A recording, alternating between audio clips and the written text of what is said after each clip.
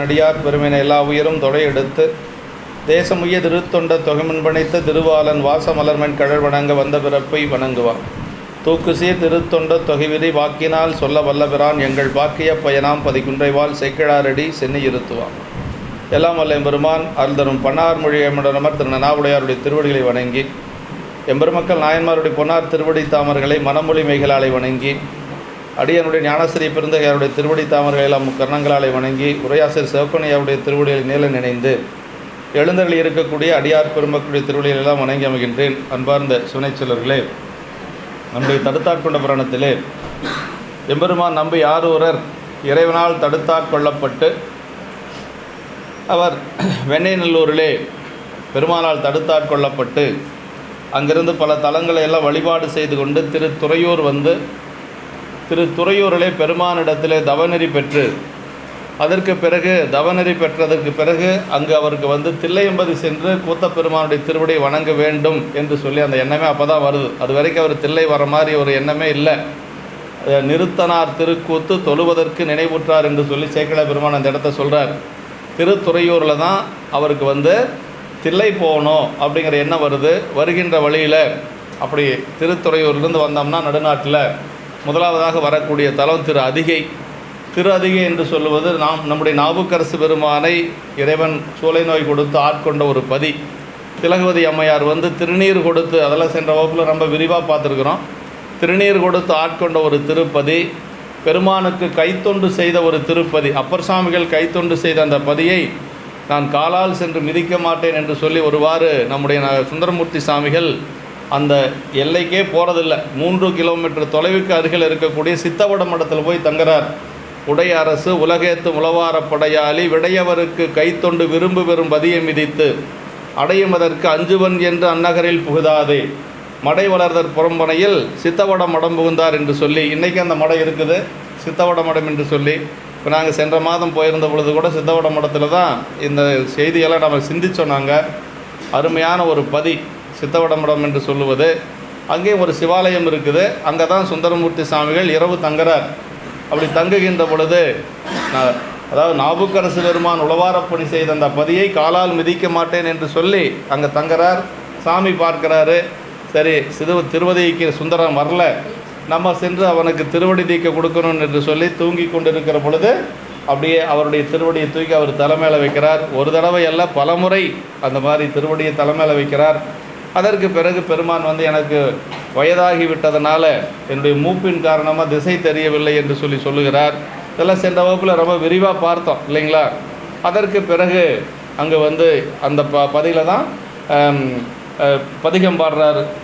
தம்மானை அறியாத சாதியார் உளரே என்று சொல்லக்கூடிய திருப்பதிகம். அதற்கு பிறகு அங்கிருந்து வழிபாடு செய்து கொண்டு அப்படியே தில்லை சென்று வருகின்ற வழியில், தில்லை வருகின்ற வழியில் திரு மானிக்குழி என்று சொல்லக்கூடிய ஒரு பதி. திரு மானிக்குழி என்று சொல்லுவது வாமன அவதாரத்திலே திருமால் வழிபாடு செய்த பதி. ஏன் திருமால் வழிபாடு செய்தார் அப்படின்னா, மாபலி சக்கரவர்த்தியை வதம் செய்கின்ற பொழுது, அப்படி மாபலி சக்கரவர்த்தி வதம் செய்ததுனால் அவருக்கு பிரம்மகத்தி தோஷம் பிடிக்குது. பிரம்மகத்தி தோஷம் பிடிச்சா அதுக்கு ஒரே ஒரு வழி என்னென்னா சிவபூசம் மட்டும்தான். வேறு என்ன போய் நீங்கள் 1000 வருஷம் தவம் இருந்தாலும் நீங்கள் ஒரே ஒரு உபாயம் அதுக்கு என்னென்னா, பிரம்மகத்தி தோஷம்னா என்னென்னா பசுமாட்டை கொள்வது, அப்புறம் ஒரு சிவனடியாரை கொள்ளுவது, இது மாதிரி அதாவது சிவ அபச்சாரம் செய்வது, அடியார்களை நிந்தனை செய்வது, இதெல்லாம் வந்து ரொம்ப மன்னிக்க முடியாத குற்றங்கள். அதுக்கு ஒரே ஒரு வழி என்னென்னா சிவபூசை தான். அதனால் திருமால் வாமன அவதாரத்தில், வாமனன்னா குள்ள மனிதராக, அந்த வாமன அவதாரத்தில் வந்து திரு மானிக்குழி என்று சொல்லக்கூடிய பதியில் நம்முடைய சாமியை வழிபாடு செய்து தான் அந்த பாவத்தை போக்கிக்கிறார். அந்த மாபலி சக்கரவர்த்தியை வதம் செய்தது தான் வந்து திருவோணமாக அவர்கள் வந்து நம்முடைய கேரளா மக்கள் வந்து கொண்டாடுறாங்க. கேரளாவுக்கு மட்டுமல்ல, எல்லாத்துக்குமே அது உண்டு. இதனால் அவங்க வந்து அதை சிறப்பாக கொண்டாடுறாங்க.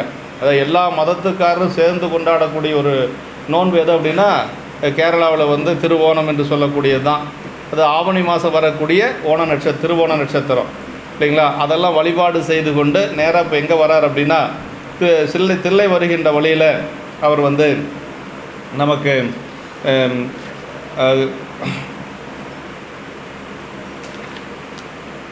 அடுத்த தலம் வந்து திரு திணைநகர் என்று சொல்லக்கூடிய பதி. திருத்தணி நகர் எங்கே இருக்குது அப்படின்னா தில்லை நகர், தில்லையிலிருந்து வடக்கு திசையில் இருக்கக்கூடிய ஒரு பதி. அந்த திருத்தணி நகர் வழிபாடு செய்து கொண்டு அடுத்தது சுந்தரர் வந்து தில்லையம்பதிக்கு வந்துட போகிறார். அதை இன்றைக்கி நாம் சிந்திக்க போகிறோம். 91வது திருப்பாடல். இப்போ நம்முடைய சுந்தரர் வந்து அப்படியே ஒரு தல யாத்திரையாக வந்து கொண்டு இருக்கிறார். எங்கே ஆரம்பித்தார்? வெண்ணெய்நல்லூரில் ஆரம்பித்தவர் வெண்ணெய்நல்லூர் வழிபாடு செய்து கொண்டு அங்கே பதிகம் பாடி, அதற்கு பிறகு அவர் அவதரித்த திரு நாவலூர் சென்று அங்கு வழிபாடு செய்து கொண்டு, அதற்கு பிறகு திரு துறையூர் தவத்துறை என்று சொல்லக்கூடிய திரு துறையூர் வழிபாடு செய்து கொண்டு அங்கேருந்து திரு அதிகை வந்து, அதிகையில் உள்ளே போகிறதில்ல, சித்தவட மடத்தில் தங்குறார். சிவபெருமானே அங்கே வர்றார். அதிகை பெருமான் அங்கே வந்து அவருக்கு தீட்சை கொடுக்கிறார். அதற்கு பிறகு திரு மாணிக்குழி வழிபாடு செய்து கொண்டு இப்போ திருத்திணை நகர் வரார். திருத்திணை நகருக்கு அடுத்த ஸ்தலம் எதுன்னா தில்லையம்பதி. இதுதான் அவருடைய யாத்திரை. எங்கே ஆரம்பித்தார் அப்படின்னா வெண்ணெய்நல்லூரில் ஆரம்பித்து இப்போ திருத்திணை நகர் வந்திருக்கிறார். ஆமாம், ஏன்னா நம்ம வந்து இது அந்த தலங்களுக்கு போனவங்களுக்கு அது மனசுக்குள்ளே அந்த தலமெல்லாம் வரும். இல்லைனாலும் கூட இப்படியெல்லாம் சுந்தரர் வழிபாடு செய்து கொண்டு போயிருக்கிறார். எப்படின்னா பெரியவங்கள்லாம் ஒரு தலத்திலிருந்து இன்னொரு தலத்துக்கு செல்லுகின்ற பொழுது இடையில் இருக்கக்கூடிய தலத்தை தாண்டி போக மாட்டாங்க. அந்த தலத்தை வழிபாடு செய்து கொண்டு தான் போவாங்க. இப்போ சுந்தரர் வந்து இங்கே வந்தவர் இங்கேருந்து மீண்டும் வந்து செல்லுகின்ற பொழுது, அதாவது இங்கே வந்தது அவிநாசியம்பதி வந்தது கடைசியாக வெள்ளானை சருக்கத்தில் தான் வர்றார். அதுக்கு முன்பாடு ஏயர்கோன் கலிக்காம நாயனார் சரிதத்தில் தான், களரிற்றடிவார் என்று சொல்லக்கூடிய சேரமான் பெருமான் நாயனார் சரிதத்தில் தான் திரு முருகன் பூண்டி போகிறார். திருவாரூர் இங்கேருந்து போகிற வழியில் வழிபாடு செய்த தலம் தான் முருகன் பூண்டி. அவிநாசி எப்போ பண்ணார் வழிபாடு செஞ்சார்னா அப்போ வழிபாடு செய்யலை. கடைசியாக கைலாயம் செல்லுகின்ற பொழுது வெள்ளானை சருக்கத்தில், கடைசியாக வெள்ளானை சருக்கத்தில் எங்கே ஆரம்பிக்கிறார்னா திரு ஆரூரில் பயணத்தை ஆரம்பிக்கிறார். அவர் வந்து முதல்ல வழிபாடு செய்த ஒரு பதி அவிநாசியம்பதி. அது நம்ம கொங்குநாட்டு மக்கள் செய்த பெரும் புண்ணியம். ஆமாம், வெள்ளானை சருக்கத்தில் முதலாவதாக பேசப்பட்ட ஒரு தலம் எது அப்படின்னா அவிநாசிங்க. அது ஒரு பெருமை நமக்கு. முதலையுண்ட பாலகனை மீட்டு கொடுத்து சுந்தரருக்கு இங்கே தான் உயிரளித்த திருவாளன் என்று சொல்லி சேக்கிழார் பெருமான் வந்து அந்த ஒரு பட்டத்தை கொடுக்குறார். உயிரளித்த திருவாளன் என்னென்னா உயிரை யார் போன உயிர் அந்த உடம்புக்கு மீண்டும் வருவது அப்படிங்கிறது முறையே கிடையாது, எந்த ஒரு இங்கே நடந்ததில்லை. அப்படிப்பட்ட போன உயிரை 2 வருஷம் கழித்து முழு வளர்ச்சியோடு மீட்டு கொடுத்த பெருமை நம்முடைய அவிநாசி பெருமானுக்கும் சுந்தரமூர்த்தி சாமிகளுக்கும் தான் உண்டு. அதாவது வெள்ளானை சருக்கத்தில் முதன்னு சொன்ன தலம் இந்த தலம் தாங்க. அதற்கு பிறகு அவர் கைலாயம் போயிடுறார். வெள்ளை யானையில் ஏறி திருவஞ்சிக்கலம் போய் கைலாயம் போயிடுறார். இதான் சுந்தரருக்கு கொங்கு நாட்டுக்கு இருக்கக்கூடிய ஒரு பெரிய ஒரு உறவு என்ன அப்படின்னு கேட்டால், மிகப்பெரிய ஒரு அதாவது ஒரு அதிசயத்தை செய்தது நம்முடைய கொங்கு நாட்டில். அதனால் நமக்கு அதெல்லாம் ஒரு பெருமை. ஆமாம், பரம்பொருளை பணிந்துதாள் பரவி போய் பணிந்தவர்க்கு வரம் தருவான் திணைநகரை வணங்கினர்வன் தமிழ் பாடி நரம்புடையால் ஒளி முழவின் நாத ஒலி வேத ஒலி அறம்பயதம் கீத ஒலி அறாத்தில்லை மருங்கணைந்தார். இப்போ இந்த பாட்டிலேயே ஒரே பாட்டில் திணைநகர் வழிபாடு செய்து கொண்டு எங்கே போகிறார்? சிதம்பரத்துக்கே போயிடுறார்.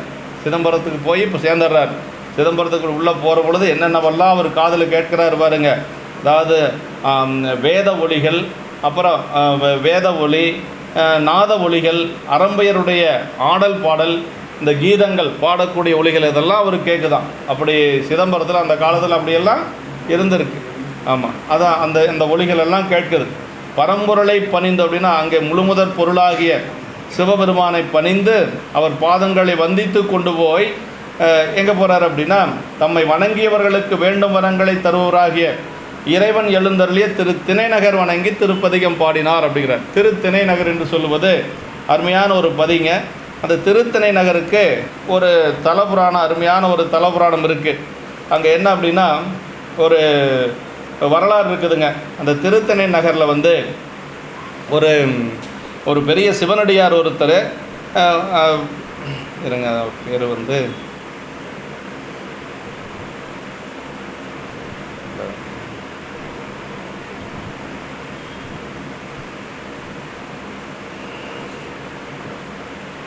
நல்ல பேர் அவருடைய திருப்பேர். ஆமாம், பெரியான் அப்படின்னு சொல்லி ஒரு சிவனடியார். அவர் வந்து வயலெல்லாம் உழுது கொண்டு இருக்கக்கூடிய அந்த பல்லர் சாதியை சார்ந்தவர். அவர் பல்லர் சாதியினே இது தலபுராணத்தில் இருக்குது, பெரிய புராணத்தில் இல்லை. அப்படி அவர் வந்து வழிபாடு செய்து கொண்டு இருக்கிற பொழுது திணைப்புணம் உழுது கொண்டு இருக்கிறார். தினை விதைக்கிறதுக்காக காட்டை உழுது கொண்டு இருக்கிறார். அப்படி உழுது கொண்டு இருக்கிற பொழுது பெருமான் அங்கே வந்து அந்த அடியார்கிட்ட சோறு வேணும்ப்பா அப்படின்னு சொல்லி கேட்கிறார், உணவு வேணும்னு சொல்லி கேட்கிறார். சாமி தான் அந்த சாமி வந்து அந்த பெரியான் அப்படிங்கிறவர்கிட்ட உணவு வேணும்னு கேட்கிற பொழுது அவர் போய் ஊருக்கு போய் சாப்பாடு கொண்டு வரதுக்காக போகிறார். ஒரு அடியார் வந்து உணவு கேட்குறாரு. சாமி இப்போ எப்படி போகிறாரு? அடியார் உருவத்தில் போகிறார். ஒரு அடியார் வந்து உணவு கேட்குறாரு, உணவு கொடுக்கணும், வீட்டுக்கு போய் தயார் பண்ணி கொண்டு வரலான்ட்டு வீட்டில் போய் சாப்பாடு செஞ்சு எடுத்துகிட்டு வர்றதுக்குள்ளே இங்கே வந்து பார்த்தா தினையெல்லாம் விதைச்சி தினையெல்லாம் விளைஞ்சு அது அறுவடை செய்யக்கூடிய அளவுக்கு முதிர்ந்திருந்து தான். அவன் வீட்டுக்கு போயிட்டு வர்றதுக்குள்ளே இந்த ஒரு அதிசயம் நடந்தது. திருத்தணி நகர் அப்படின்னு சொல்லுவாங்க. அந்த அடியாருடைய பெயர் வந்து பெரியான் என்று சொல்லி ஒரு அந்த வயலை வேலை செய்யக்கூடிய அந்த பல்லர் என்று சொல்லக்கூடிய அந்த சாதியை சார்ந்தவர் என்று சொல்லி நமக்கு கொடுக்கப்பட்டிருக்கு. தினையெல்லாம் விற்றி முற்றி விளைந்திருக்க செய்த காரணத்தினால இதுக்கு பேர் வந்து திருத்திணை நகர் என்று சொல்லி அதுக்கு காரண பெயர். ஆமாம், அது சாமியனுடைய பெயர் வந்து அங்கே நந்தீஸ்வரர் என்றும், அம்மாவுக்கு வந்து இளங்கொம்பன்னாள் என்று சொல்லியும் பெயர். கொன்றை வந்து இதுக்கு வந்து தலவிருச்சமாக இருக்கக்கூடியது.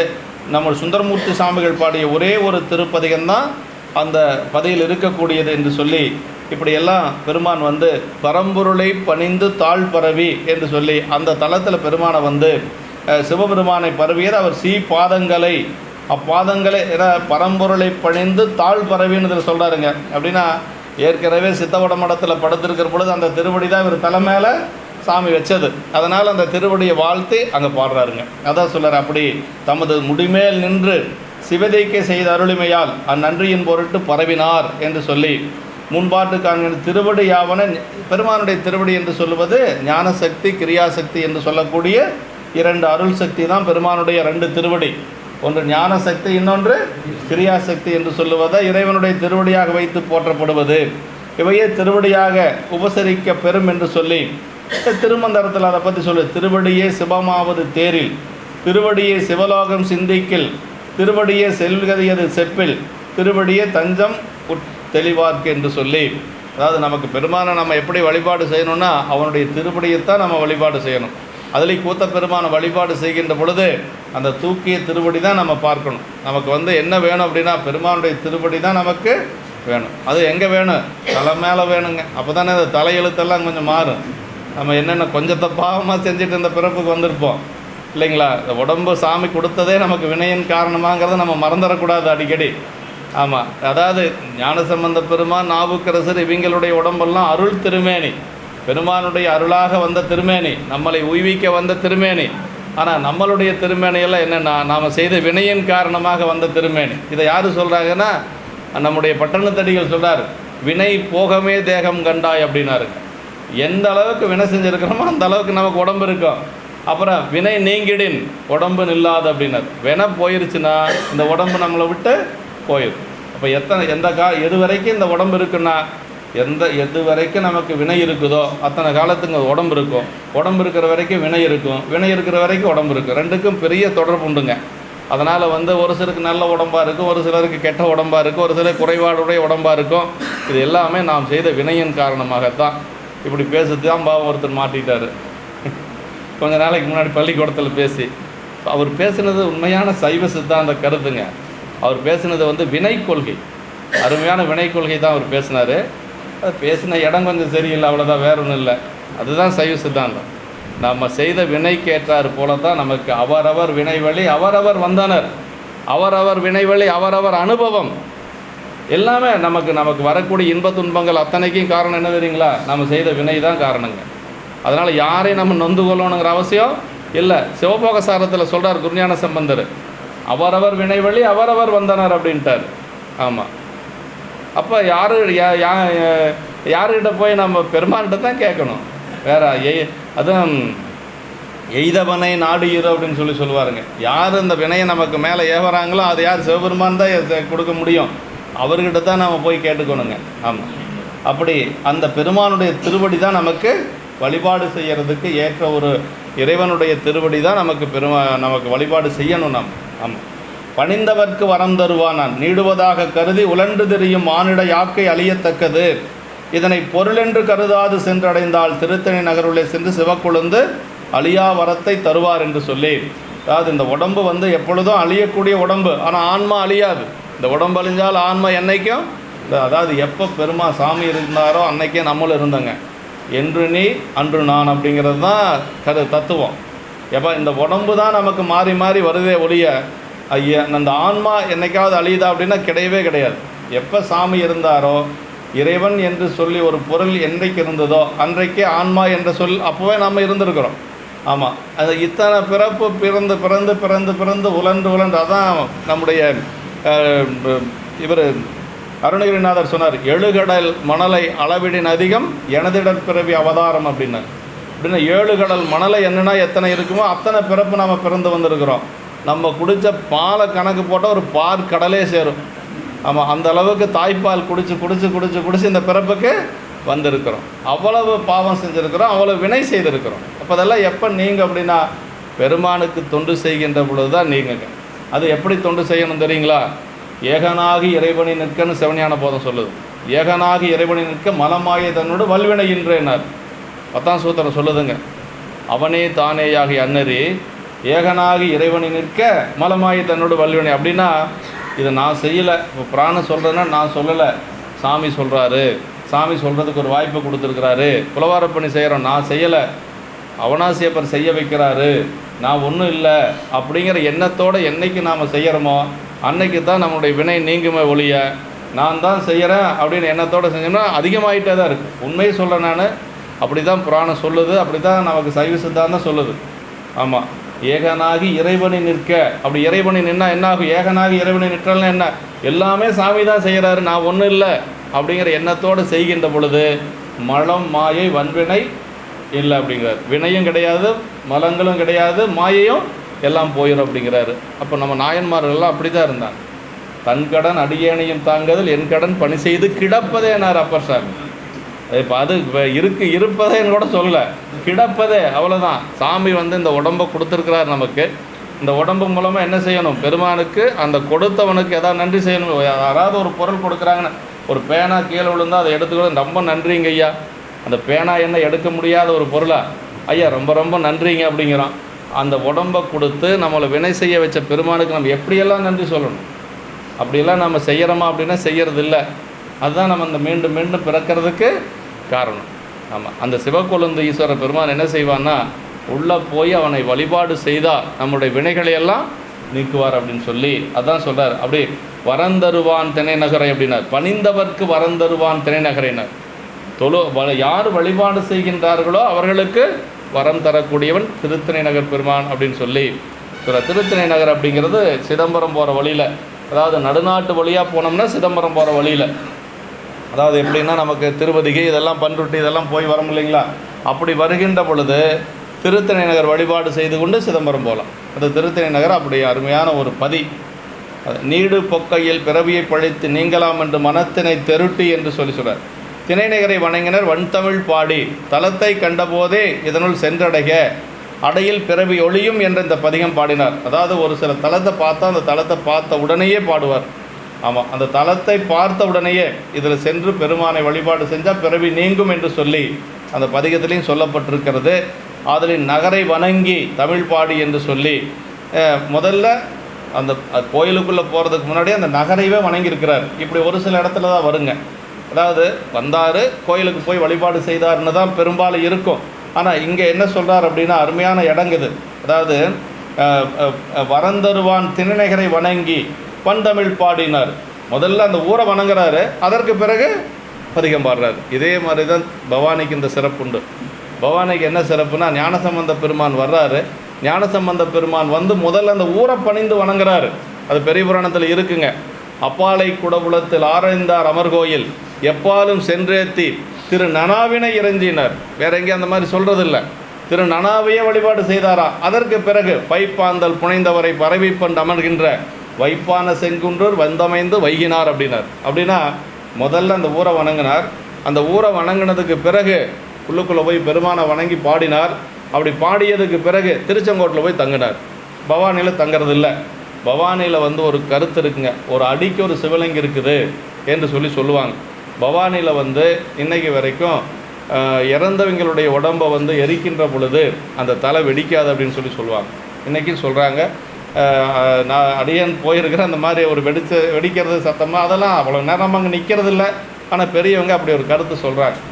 பவானிக்கு வந்து என்னம்மா அவனாசிக்கு இருக்குதா? சரி சரி, எனக்கு தெரியல, இருக்கலாம், அவனாசிக்கு இருக்கலாம். அது ஒரு சில தலங்களுக்கு அந்த ஒரு பெருமை உண்டுங்க. இப்படியெல்லாம் வந்து ஒரு தலத்தை வழிபாடு செய்து கொண்டு, அந்த ஊரை வழிபாடு செய்து கொண்டு பெருமானை உள்ளே போய் வணங்குறது. இப்போ இந்த திருத்தணி நகரில் அந்த மாதிரி சுந்தரர் வந்து ஊரை முதல்ல வணங்கி அதற்கு பிறகு அங்கே போகிறார். அப்படி தமிழ் பாடி சென்றடை மனனே என்று தேவார மகுடத்தினால் உள்ளே சென்றடையும் முன் பாடியது என்று சொல்லி பெறப்பட்டது. தமது மனத்தை தெருட்டுவது போல உட்கொண்டு உலகினருக்கு வழிகாட்டும் வன்மையுடையது வன் தமிழ் ஆயிற்றுங்கிறார். அதாவது தன்னுடைய மனசுக்கு பாடுற மாதிரி இந்த திருப்பதி அமைய பெற்றிருக்குங்க. ஆமாம், அதான் சார், நீர் அந்த இந்த திருத்தணி நகர் பதிகம் தக்கேசி பண்ணுங்க. தக்கேசி பண்ணில் வந்து வேறு யாரும் பாடலை, சுந்தரர் மட்டும்தான் பாடியிருக்கிறார்.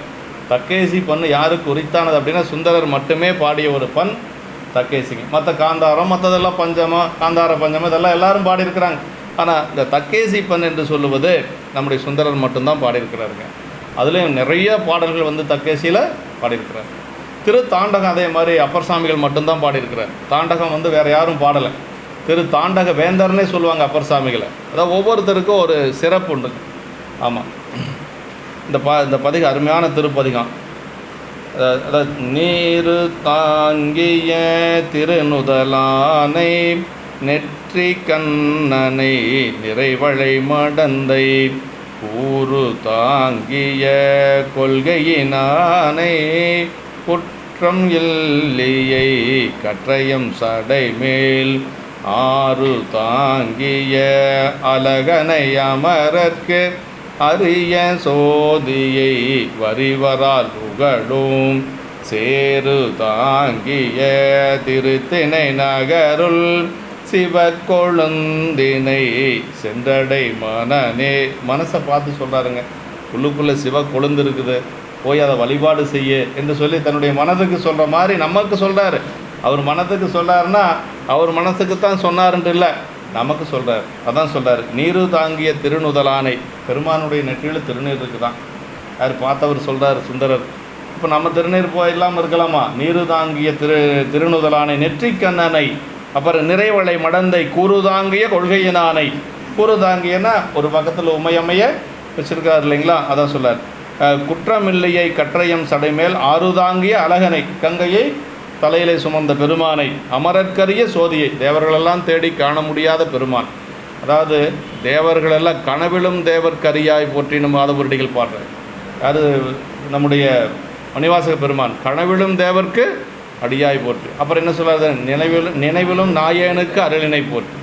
தேவர்கள் கனவுல கூட பார்க்க முடியாதான், அப்படிப்பட்ட பெருமான் நேரில் வந்து இவருக்கு அருள் செஞ்சாராம் திருப்பெருந்துறையில்.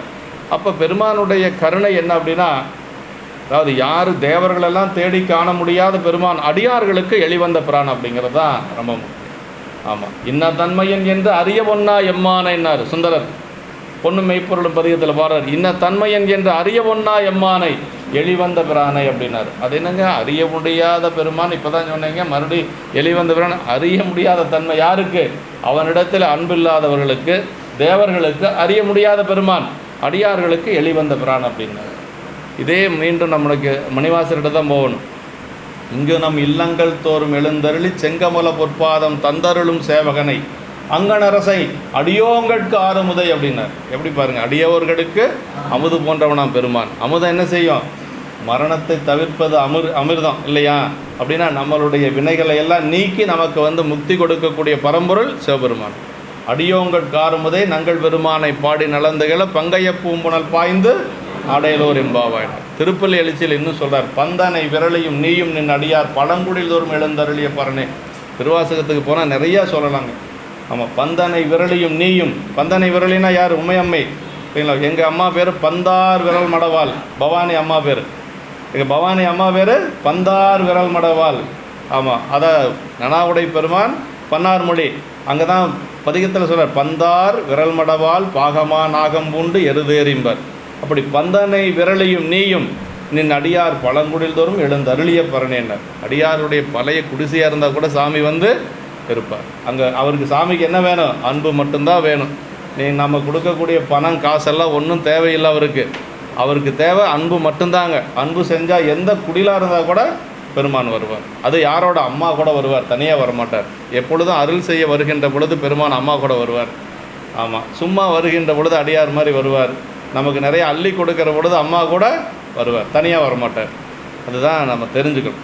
ஆமாம், அப்படி அதை குற்றமில்லையை நீ ஆறுதாங்கிய அழகனை அப்படின்னு, ஆறுதாங்கியனா கங்கையை தலையில் வைத்திருக்கக்கூடிய பெருமானை, அமரர்க்கரிய சோதியை என்று சொல்கிறார். சேருதாங்கிய திருத்தணி நகர், சேருதாங்கியனா புற வயலுங்க, அது ஒரு நெல்லங்காடு, திணைப்புணம் தானே அது. அப்படி சேருதாங்கிய திருத்தணி நகருள் சிவக்குழந்தினை சென்றடை மனனே, இங்கே இருக்கக்கூடிய சிவக்குழந்தை சென்று சேரு மனமே என்று சொல்லி மனசை பார்த்து நம்முடைய சுந்தரமூர்த்தி சாமிகள் வந்து போய் வழிபாடு செய்ய சொல்லி சொல்கிறார். அப்படின்னா நம்மளை சொல்கிறாருன்னு அர்த்தங்க. ஆமாம், அதாவது நீடு பொக்கையில் பிறவியை பழித்து நீங்களாம் என்று மனத்தினை தெருட்டி, அப்படி இந்த பிறவியை நீக்கி நீங்களாம் என்று மனத்தினை தெருட்டி செடுலாம் மொழில் திருத்தணை நகரில் சிவக்கொழுந்தினை திருவடி இணைத்தால் நாடலாம் புகழ் நாவலூராலி நம்பி வன்தொண்டன் ஊரன் உரைத்த பாடலாம் தமிழ் பத்துவை வல்லார் முக்தியாவது பரகதி பயனர். இந்த பதிகத்தை பாடினா கண்டிப்பாக முக்தி கிடைக்கும். ஒவ்வொரு பதிகத்துக்கும் ஒரு சிறப்பு உண்டுங்க, ஒவ்வொரு பதிகத்துக்கும் ஒரு சிறப்பு. நம்பிகளுடைய பதிகத்தில் பார்த்தீங்கன்னா நமக்கு ஒரு பதிகத்தில் சொல்கிறாருங்க, அதாவது பழமண்ணி படிக்கரை அப்படின்னு சொல்லி ஒரு பதிகம். அந்த பழமண்ணி படிக்கரை பதிகத்தில் திருக்கடைக்காப்பில் என்ன சொல்கிறார் அப்படின்னா, அதாவது அந்த பதிகத்தை பாடுனா நமக்கு மட்டும் பலன் கிடையாது, பாடுறவங்க கேட்குறவங்க, பாடுறவங்க கேட்குறவங்களுடைய குழந்தைக, அவங்களுடைய குழந்தைக, அவங்களுடைய மூதாதையர்கள் அத்தனை பேர்த்துக்கும் போய் சேருதான். அத்தனை பேர்த்துக்கு இரவும் பகலும் துன்பம் இல்லை அப்படிங்கிறாரு. பள்ளியூர் வாழும் தென்னீர் பழமண்ணி படிக்கரையை அள்ளியந்தாமரைத்தார் ஆரூரன் உரைத்ததமில் சொல்லுதல் கேட்டல் வல்லார் அவர்க்கும் தமர்க்கும் கிளைக்கும் அப்படின்னார். இந்த மாதிரி ஒரு பதிகமே பார்க்க முடியாது எங்கேயும். சொல்லுதல் கேட்டல் வல்லார் அவர்க்கும் தமர்க்கும் கிளைக்கும் எல்லியும் நண்பகலும் இடர் கூறுதல் இல்லை என்று அப்படின்னாரு. இந்த மாதிரி பதிகம், அதாவது ரொம்ப சென்னைப்பையாவே சொன்னார். சென்னைப்பையா என்ன சொன்னாங்கன்னா, வேல்சாமி இந்த மாதிரி ஒரு பதிக பலன் எங்கேயும் சொல்லலை அப்படின்னு சொன்னார். அதனால் இந்த பதிக பாடணும்னா நம்ம குழந்தைகளை பாட முடியும். சொல்கிறோம் பாடாதுக்கு, அது எங்கே வெளிநாட்டில் இருக்கோ எங்காவது இருக்கும். நீங்கள் பாடுற பதிகம் அந்த குழந்தை எந்த உலகத்தில் எந்த மூலையில் இருந்தாலும் அவங்களுக்கு போய் சேருங்க. சுந்தரர் சொல்கிறாரு, நம்மளாக சொல்கிறோம், நம்ம சொன்னால் பழிக்காது, சுந்தரர் சொன்னால் பழிக்கும். பள்ளியூர் வாழும் தண்ணீர் பழமண்ணி படிக்கரையை அள்ளியந்தாமரைத்தார் ஆரூரன் உரைத்ததமில் சொல்லுதல் கேட்டல் வல்லார் அவர்க்கும் தமர்க்கும் கிளைக்கும் எல்லியும் நண்பகலும் இடர் கூறுதல் இல்லை என்று அப்படின்னு சொல்கிறாருங்க. அதே மாதிரி இன்னொரு பதிகத்தில் ஞானசம்பந்த பெருமான் கேதார்நாத் பதிகத்தில் பாடுறார். என்ன சொல்கிறார் அப்படின்னா, இந்த பதிகத்தை பாடினா அடுத்த பிறப்பில் ராஜாவாக பிறந்து முக்தி அடைவாங்க அப்படின்னு சொல்கிறாருங்க. ஆமாம், வாய்ந்த சென்னல் விலைகளி வைகும் வயற்காலியான் ஏய்ந்து நீர்கோட்டு இமையோர் வருகின்ற கேதாரத்தை ஆய்ந்து சொன்ன அருந்தமிழ்கள் 10 மிசை வல்லவர் வேந்தாராகி உலகாண்டு வீடுகதி பெறுவார் என்னார். யாராச்சும் ராஜாவாக ஆகணும்னு நினச்சா அவங்களுக்காக நம்ம இந்த பதிகத்தை பாடலாம். ஆமாம், யாராவது ராஜா ஆகணும்னா இந்த பதிகத்தை பாடலாம். ராஜா ஆனால் மட்டும் போதுமா, வீடுகதியும் கிடைக்குங்கிறார. வேந்தராகி உலகாண்டு வீடுகதி பெறுவார். தேவாரத்துக்கு அவ்வளவு ஆற்றல் இருக்குது. தேவாரத்துக்கு இருக்கக்கூடிய ஆற்றல் சொல்லி மாளாது. ஆமாம், நம்ம சொல்கிறதெல்லாம் ஒரு 1000ல் 1 பங்கு கூட இல்லை அப்படின்னா பாருங்கள், அப்போ எந்த அளவுக்கு பெருமையுடையதுன்னு பாருங்களேன். ஆமாம், அதே கேதார்நாத் திருப்பதிகத்தில் நம்முடைய சுந்தரர் என்ன சொல்லார் தெரியுங்களா, எல்லார்த்தையும் வணங்குறார். அதான் அடியார்கள் அத்தனை பேர்த்தையும் வணங்குறார். அது திருக்கடைக்காப்பில் அந்த பதிகம்தான். வாழ்வாவது மாயம் இது மண்ணாவது திண்ணம் பால் போவது பிறவி கடல் பசிநோய் செய்த பரிதான் தாளாதாரம் செய்வின் தட கண்ணான் மலர்வனும் கீழ்மேலூரன் நின்றான் திரு கேதாரமணிரேன். அந்த பதிகத்தில் கடைசி பாட்டில் சொல்லாருங்க, நாவின் மிசை அரையனோடு தமிழ்ஞான சம்பந்தன் யாவர் சிவனடியார்களுக்கும் அடியான் அடித்தொண்டனர். அதாவது ஞான சம்பந்த பெருமான் நாவுக்கரசருக்கு மட்டுமல்ல, அவங்களுக்கு நான் அடியேன் தான். அது யாரெல்லாம் சிவனடியார் இருக்கிறாங்களோ அத்தனை பேர்த்துக்கு நான் அடியவன் அப்படிங்கிறாரு. இப்படி எல்லாம் பதிகம் பாடி இருக்கிறாங்க நம்ம பெரியவங்க. இப்போ நான் தான் பெருசுன்னு எங்கேயாவது நம்ம சொல்ல முடியுமா? அப்படி நின்னோம்னா நமக்கு முக்தி கிடைக்காதுங்க. எதுக்காக சொல்கிறேன்னா, எந்த நேரத்துலையும் எந்த ஒரு இடத்துலையும் நமக்கு அந்த தன்முனைப்பு வந்துடவே கூடாது. அதுக்காக இந்த பதிகமெல்லாம் நாம் படிக்கணுங்கிறது. நாவின் மிசை அரையனோடு தமிழ்ஞான சம்பந்தன் யாவர் சிவனடியார்களுக்கு அடியான் அடித்தொண்டனர். யாவர் சிவனடியார்களுக்கு அடியான் அடித்தொண்டன். அப்புறம் அது கேதாரத்தை பற்றி மீண்டும் சொல்லுவார். அப்படின்னா நம்ம எங்கே இருக்கிறோம், சைவம் எங்கே இருக்குது அப்படிங்கிறத நம்ம சிந்திச்சு பார்க்கணும். அதான் இப்படி இந்த இடத்துல வந்து நமக்கு இந்த பதிகத்தை பாடினோன்னா நமக்கு முக்தியாவது பரகதி, முக்தியாவது பரகதி பயனே. பாடலாம் தமிழ் பத்திவை வல்லார், முக்தியாவது பரகதி பயனே என்று சொல்லி இந்த பதிகத்துக்கு நமக்கு வந்து சொல்கிறாரு. இந்த பதிகத்தில் வந்து என்னென்னா, பதிகப்பாட்டு குறிப்பு திருத்திணை நகரில் சிவக்கொழுந்தினை சென்றடை மரணே. இதுதான் வந்து பதிகத்தில் ஒவ்வொரு பாடலையும் வரக்கூடியதுங்க. பதிகத்தினுடைய மகுடம் அப்படின்னு சொன்னால் இதுதாங்க. இப்போ மனசை பார்த்து சொல்கிறாரு, திருத்தணி நகரில் இருக்கக்கூடிய சிவக்கொழுந்தை போய் நீ வழிபாடு செய்ய என்று சொல்லி தன்னுடைய மனதை பார்த்து சொல்கிறார். சுந்தரர் அப்படி சொல்கிறாருங்க. சிவக்கொழுந்தீஸ்வர் எங்கும் பறந்து நிறைந்த சிவம் இங்கு முளைத்தெழுந்ததால் சிவக்கொழுந்து அப்படின்னு சொல்லி சொல்கிறார். ஏன்னா முளைத்தெழுந்ததுன்னா அங்கே இருக்கக்கூடிய பெருமான் வந்து சுயம்பு திருமேனிங்க. அதை முளைத்த திருமேனி, தானே முளைத்து வந்தவர், அவருக்கு பேர் சுயம்பு திருமேனி சொல்லணும் இல்லையா. அதை முளைத்தெழு முதலை கண்டு முடிமிசை மலராய்க்காலால் வளைத்த வளைத்த ஒரு செருப்பால் மாற்றி கணப்பனாருடைய புராணத்தில் வரும். முளைத்தெழு முதல் அப்படிம்பார். அப்படின்னா தானே வந்த சுயம்பு திருமேனி. அந்த திருமேனிகளுக்கு இருக்கக்கூடிய ஆற்றல், அதாவது நம்ம பிரதிஷ்டை செய்கிறதுன்னு ஒன்றுங்க, சாமிய மந்திரங்களெல்லாம் சொல்லி உலகத்தில் இருக்கக்கூடிய ஆற்றலை எல்லாம் ஒன்று சேர்த்து ஒரு இடத்துல சாமி இங்கே வந்து நீங்கள் இங்கே இருந்து எங்களுக்கு அருள் செய்யணும் அப்படின்னு நாம் விண்ணப்பம் செஞ்சு அவரை கொண்டு வந்து நம்ம அங்கே வைக்கிறோம். ஆனால் அந்த சுயம்பு அப்படிங்கிறது அவனே விரும்பி வந்த திருமேனி, அவனே இந்த இடம் நமக்கு நல்லா இருக்கும், இந்த இடத்துல நம்ம இருந்துக்கலான்னு சொல்லி இறைவனை விரும்பி வந்த இடம் அந்த சுயம்பு திருமேனி. அதனால் அந்த சுயம்பு திருமேனிக்கு அவ்வளோ ஒரு ஆற்றல் இருக்குது. ஏன்னா இறைவனை விரும்பி தேர்ந்தெடுத்த ஒரு இடம் இல்லைங்களா. அதான் இது வந்து என்ன சொல்கிறார் அப்படின்னா, இந்த இடம் வந்து அதாவது தானே வந்தது, சிவக்கொழுந்தீஸ்வர் அப்படிங்கிறது தானே வந்தது. ஒப்பிலா முலையம்மை அப்படிங்கிறது அம்மையாருடைய திருப்பெயருங்க. தன்னில் ஆசரு சித்தமும் இன்றி தவமுயன்று அப்படின்னார். தன்னில் ஆசரு சித்தமும் இன்றி, தன்னில் ஆசரு சித்தமும் இன்றி தவமுயன்று அப்படின்னா தவத்துக்கு அடிப்படை மாசிலா மனம் என்பது சொல்கிறார். அதாவது தவம் செய்யணும்னா முதல்ல மனசு நல்லா இருக்கணுங்க. குற்றமில்லாத தூய்மையான மனசு இருந்தால் தான் நம்ம தவம் செய்ய முடியும். அந்த மனம் நமக்கு சாமி கொடுக்கணுங்க. தன்னில் ஆசரு சித்தமும் என்று தவம் முயன்று அப்படி தவம், அதாவது இன்னொரு திருமுறையில் வருங்க, தவம் முயல்வோர் மலர் பறிப்பு அப்படின்னு சொல்லி வருங்க. அப்படின்னா யாராவது தவம் செய்ய முயற்சி பண்ணாங்கன்னா சாமிக்கு மலர் பறிக்கிறாங்கன்னு, மலர் பறித்தா தான் அவங்க தவம் செய்ய போகிறாங்கன்னு அர்த்தமா. அப்படின்னா முதல்ல தவம் செய்கிறதுக்கு அடிப்படை என்ன, பெருமானுக்கு மலர் பறித்து அவனை வழிபாடு செய்யணும். அதான் தவ முயல்வோர் மலர் பறிப்ப அப்படின்னு சொல்லி சொல்கிறாங்க. தவம்னா என்ன, சிவபூசை தான் தவங்க. நமக்கு பெரிய புராணத்துலேயோ திருமுறைகள்லையோ தவம்னு வர இடம் எல்லாமே சிவபூசை தான். அதுக்கு மேலே நமக்கு ஒன்றும் சொல்லப்படலை. நிறைய இடங்களில் வந்து சிவகோணிய உரையில் சொல்கிறாருங்க. ஆமாம், இப்படி வந்து தக்கேசி பண்ணில் அமைந்த நம்பிகளது முதல் பதிகம் இதுதான். வந்து இனிமேல் வர்றது நிறைய தக்கேசி வரும். இப்போ தக்கேசி பண்ணில் வந்த முதல் திருப்பதிகம் இந்த திருத்தணி நகர் திருப்பதிகம் தாங்க. ஆமாம், இது வந்து முதல் திருப்பதிகம் அப்படின்னு சொல்லி சொல்கிறார். தலவிசேட திருத்தணி நகர் இது நடுக்காட்டில் நடுநாட்டில் இருக்கக்கூடிய 5வது தலங்க. பல்லசாதியில் அவதரித்த பெரியான், இப்போ சொன்னோம் இல்லையா, அந்த சிவனடியார் வந்து திணைப்புணம் பொழுது கொண்டு இருக்க பொழுது பெருமான் அங்கே வந்து சோறு கேட்க அவன் வீட்டில் போய் எடுத்து கொண்டு வருவதற்கு உள்ள அந்த திணையெல்லாம் விளைஞ்சு கதிர் முற்றி அறுக்கும் தருவாயில் இருந்தது என்று சொல்லி நமக்கு சொல்லப்படுகிறது. அப்படி இதையெல்லாம் வழிபாடு செய்து கொண்டு அப்படியே சாமி எங்கே போகிறார் அப்படின்னா, சுந்தரர் நரம்புடைய மொழி முழவின் நாத ஒலி வேத ஒலி. இப்போ திருத்தணி நகர் வழிபாடு செஞ்சாச்சு. வழிபாடு செஞ்சுட்டு அப்படியே போகிறார். அப்படியே வடக்கு நோக்கி வடக்கு வழியாக போகிறார், வடக்கு வாயில் வழியாக போகிறார். அப்படி செல்லுகின்ற பொழுது அதை சொல்லார், நரம்புடைய யாழொலி முழவின் நாத ஒலி வேத ஒலி அறம்பயர்தம் கீத ஒலி அரா தில்லை மருங்கணைந்தார். தில்லைக்கு பக்கத்தால் போய் சேர்ந்துருக்கிறார். தில்லை போகலை, தில்லைக்கு பக்கத்தால் போய் சேர்ந்திருக்கிறார், பக்கமாக போயிட்டார். அப்படி நரம்புகளையுடைய யாழின் ஒளியும் முழவின் ஒளியும் வேத ஒளியும் அறம்பயர் பாடும் கீத ஒளியும் இடையறாது முழங்கும் அந்த திருத்தில்லையின் எல்லையை சென்று சேர்ந்தார். ஆமாம், அப்படியே அங்கே போனால் நாத ஒளி வேத ஒளிகள் முழவினுடைய ஓசை குழல் ஓசை எல்லாம் கேட்குதான். குழலொளி யாழொளி கூத்தொலி ஏத்தொலி எங்கும் குலாம்பெருகி விளவொளி விண்ணளவும் சென்று விம்மி மிகுதிரவாரூரின் மலைவடையார்க்கு வழிவழியாளாய் மனம் செய் குடி பிறந்த பல அடியாரோடும் கூடி எம்மானுக்கே பல்லாண்டு கூறுதுமே இல்லையா. அப்போ சிதம்பரத்துலேயும் அதே மாதிரி குழலொளி யாழொளி எல்லாம் கேட்க, இது அதே மாதிரி திருவாரூர்லேயே அதே மாதிரி கேட்கும். ஆமாம், பெருமான் இருக்கக்கூடிய ஆலயங்கள் எல்லாம் அப்படியெல்லாம் கேட்குமா.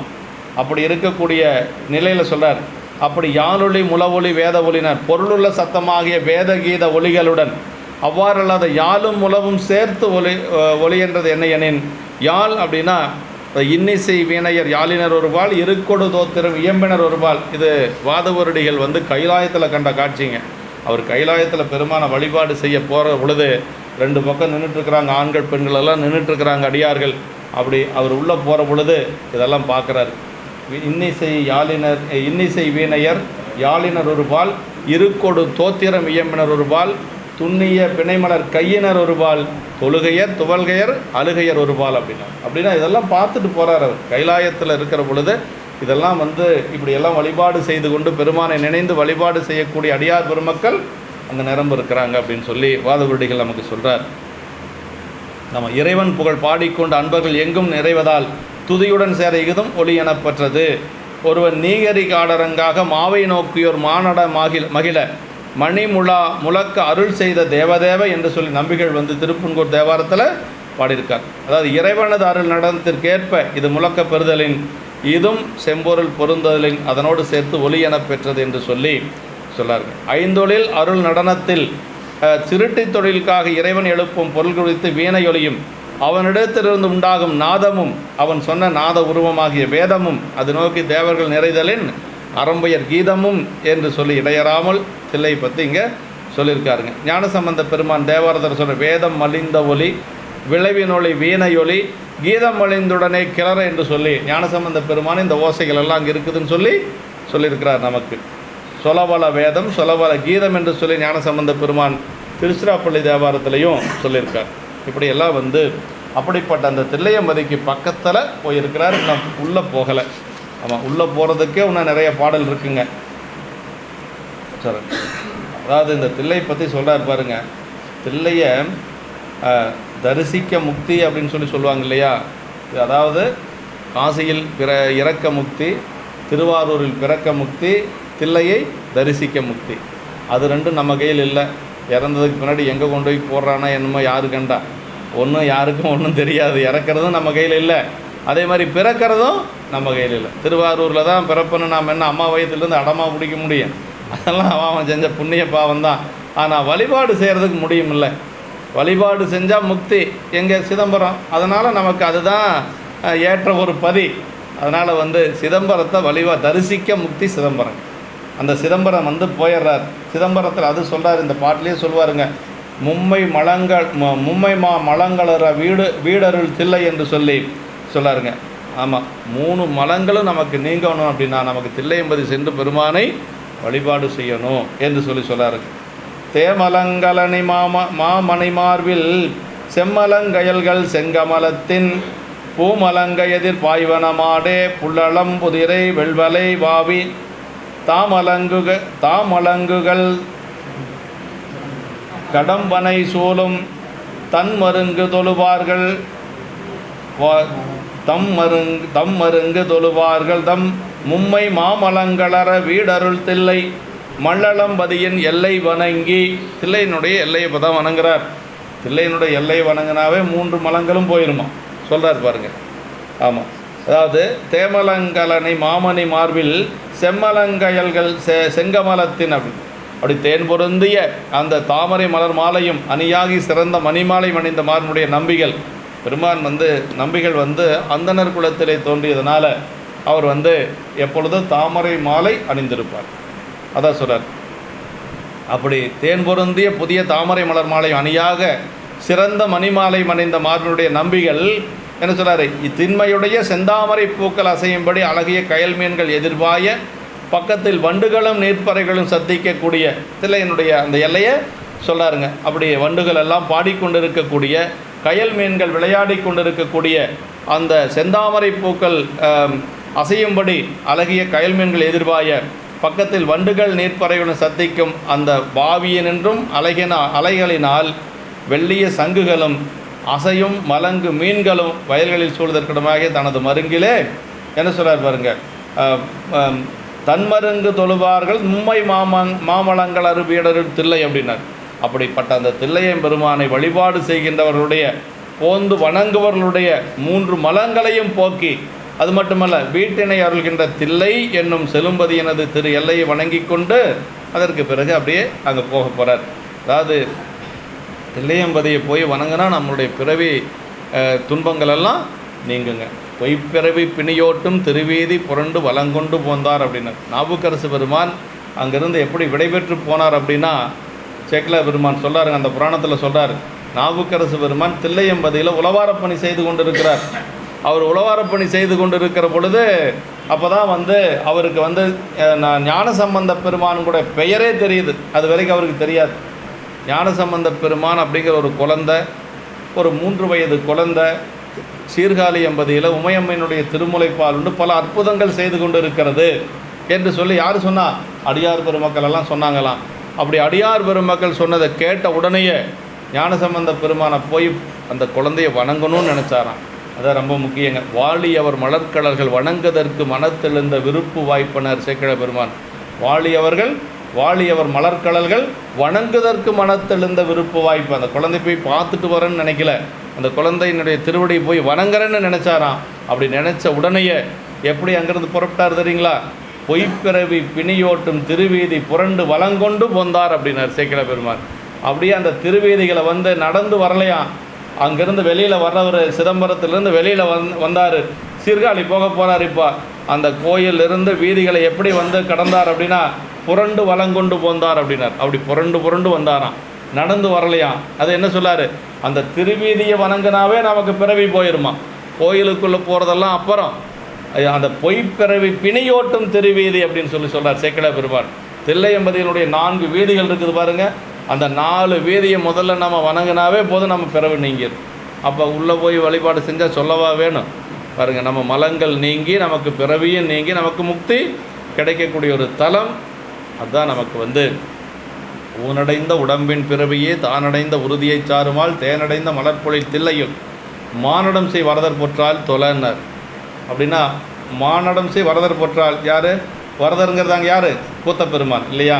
அவருடைய திருவடியை வணங்கணும்னா இந்த உடம்பெடுத்தனுடைய பயன் அடைஞ்சிடலாம் அப்படின்ட்டார். அப்படின்னா இந்த உடம்பெடுத்தனுடைய அந்த பயனை அடையணும்னா நம்ம அங்கே போய் வழிபாடு செய்யணும். அதான் அல்லல் என் செய்யும் அருவினை என் செய்யும்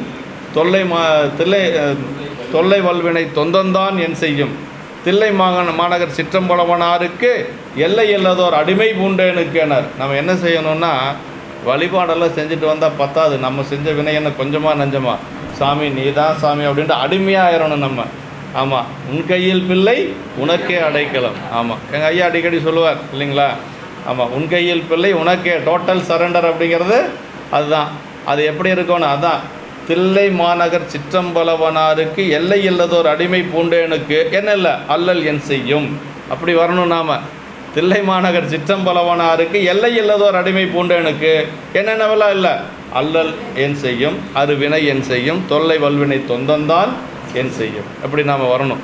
அப்போ நமக்கு வினை கிடையாது, சஞ்சித கண்வம் என்று சொல்லக்கூடிய அதனால் வரக்கூடிய துன்பங்கள் எதுவும் இல்லை. எப்போ தில்லை பெருமானுக்கு அடிமையாக இருந்தோன்னா இதெல்லாம் இல்லை. அப்படிப்பட்ட தில்லைக்கு இப்போ அருகில் போயிருக்கிறாருன்னா உள்ளே போகலை. ஆமாம். தேமலங்கள் தேன்பொருந்தி என்றதனால் புதிய அந்தனருக்குரிய அடையாள மாலை தாமரை என்று சொல்லி மன்னவர் திருவும் வைதீக திருவும் பொங்கிய கோலமுடையார் நம்பிகள். எப்பொழுதும் சுந்தரர் மனசில் வச்சுக்கோங்க. எந்த மாதிரி கோலத்தில் இருப்பார் அப்படின்னா, தாமரை மாலை போட்டிருப்பார், உருத்தராக்க மணிகள் அணிந்திருப்பார், நல்ல திருநீர் இருக்கும், அப்புறம் நல்ல ஆபரணங்கள்லாம் அணிஞ்சிருப்பார். அப்படின்னா ராஜா வீட்டு குழந்தைங்கிறது தான் அவர் உடம்புல இருக்கும்.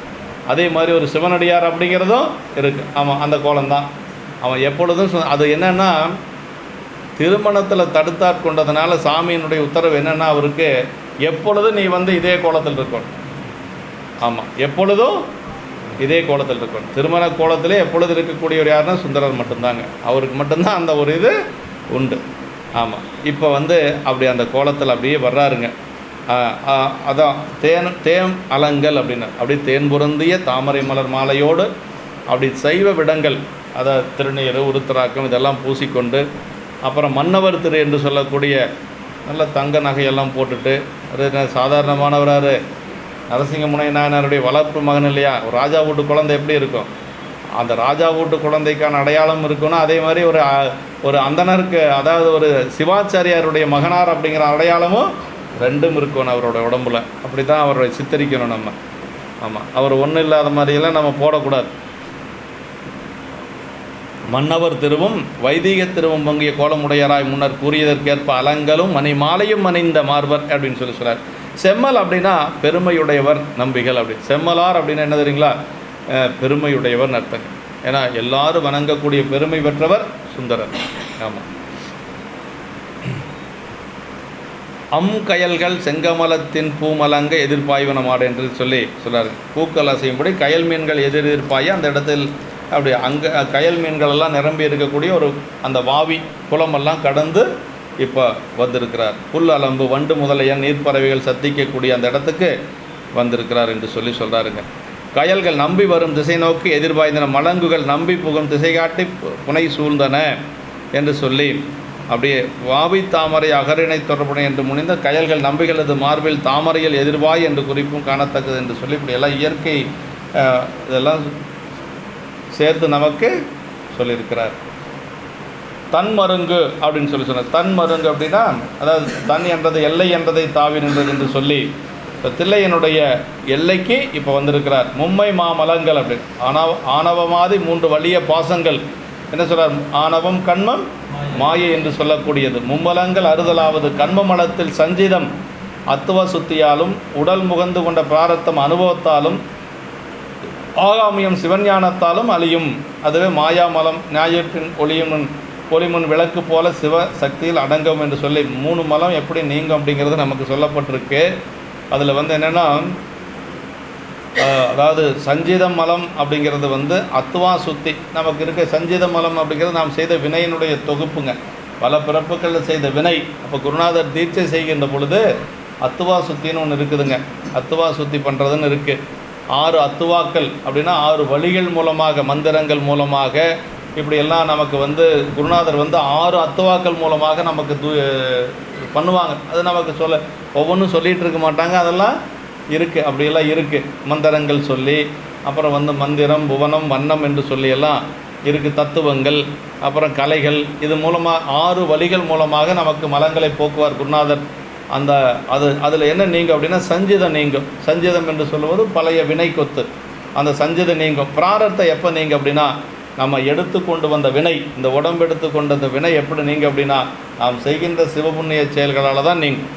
நம்ம உலகியல் இன்ப துன்பமே செஞ்சுட்டு இருந்தோன்னு வச்சுக்கோங்களேன், அது மீண்டும் மீண்டும் அந்த வினை இருந்துகிட்டே தான் இருக்குது. இந்த உடம்பு எடுத்ததனுடைய வினை எப்போ நீங்கும்னா நம்ம செய்யக்கூடிய அதை ஏகனாகி இறைவனை நிற்கின்ற பொழுது தான் நீங்கும். அப்புறம் எனது மாயாமலம் எப்போ நீங்கும் அப்படின்னா ஞாயிற்றின் ஒளிமுன் விளக்கு போல சிவசக்தியில் அடங்கியிருக்கும். மாயாமலம் சிவபெருமானுடைய திருவருளில் நாம் திளைத்து இருக்கிற பொழுது அதாவது ஞாயிற்றின் முன்பாக ஒரு விளக்கு, சூரிய வெளிச்சத்தில் ஒரு விளக்கு கொண்டு போய் வச்சா எப்படி இருக்கும், அது மாதிரி அது இல்லாத மாதிரி போயிடும் அப்படின்னு சொல்கிறாருங்க. ஆணவ மலம் ஞாயிற்றின் முன் இருள் போல சிவசக்தியின் முன்னர் வழியிழந்து கிடக்கவும் பெற்று கெடுதல் என்று சொல்லி வீடரில் தில்லை என்று சொல்கிறாருங்க. அப்படி தில்லை பற்றி வருகின்ற பொழுதெல்லாம் அவரவர் வினைபடி அவரவர் வந்தனர்னு சொல்லி முதல்ல சொன்னோம். அது மாதிரி தான் சொல்லாங்க.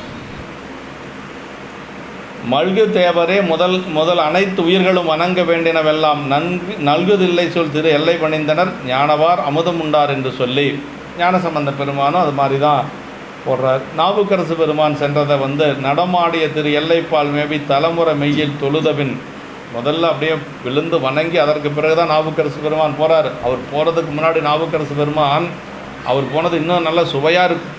எப்படி சுவையாக இருக்கும்னா அவர் மேற்கு திசை வழியாக வர்றார். குடதிசை என்று சொல்லக்கூடிய மேற்கு திசை வழியாக விருதாச்சலம் பகுதியிலிருந்து அப்படி வர்றார். அப்படி வருகின்ற பொழுது அங்கே இருக்கக்கூடிய நந்தவனத்தை எல்லாம் முதல்ல பார்க்கிறார். அந்த நந்தவனத்தை எல்லாம் பார்த்து வணங்கி கொண்டு வர்றாராம். ஏன்னா இதுதான பெருமானுக்கு மலராக பெருமான் திருவடிக்கு போகக்கூடியது மலர். அந்த மலர் செடிகள் எல்லாம் பல பிறப்புக்களில் தவம் செய்த ஞானியர்கள் தான் மலராக இருக்கிறாங்களாம். அவங்கெல்லாம் பெருமான் திருவடிக்கு போகணும்னு பல பிறப்புகளில் தவம் செய்த ஞானியர்கள் தான் மலர் செடிகளாக இருக்கக்கூடிய நந்தவனத்தில் இருக்கக்கூடிய மலர் செடிகளெல்லாம் அப்படி அதையெல்லாம் வணங்கி கொண்டு உள்ளே போகிறார்.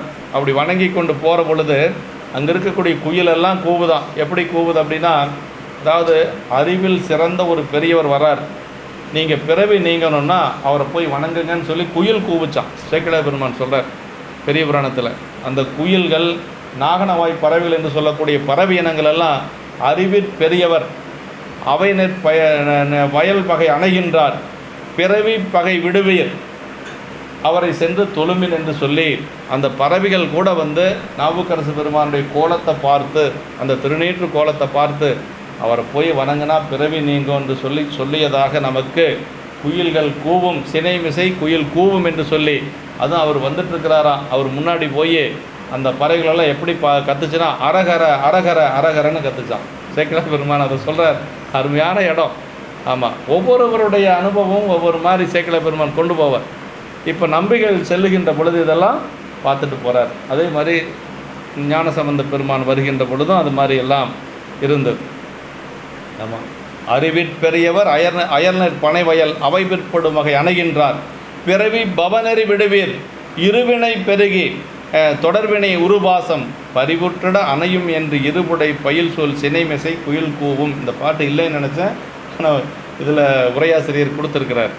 நாவுக்கரசு பெருமானை நினைக்கணும் நம்ம எப்பொழுதும் தில்லை செல்லுகின்ற பொழுது. அவர் தான் அந்த நந்தவனங்களெல்லாம் வணங்கி கொண்டு போகிறார். அங்கிருந்த குயில்களெல்லாம் அப்படியெல்லாம் சொல்லுது. அறிவில் சிறந்த ஒரு பெரியவர் அப்படி வந்து கொண்டு இருக்கிறார். பிறவி பவனேறி, பவன்னா பிறப்புங்க.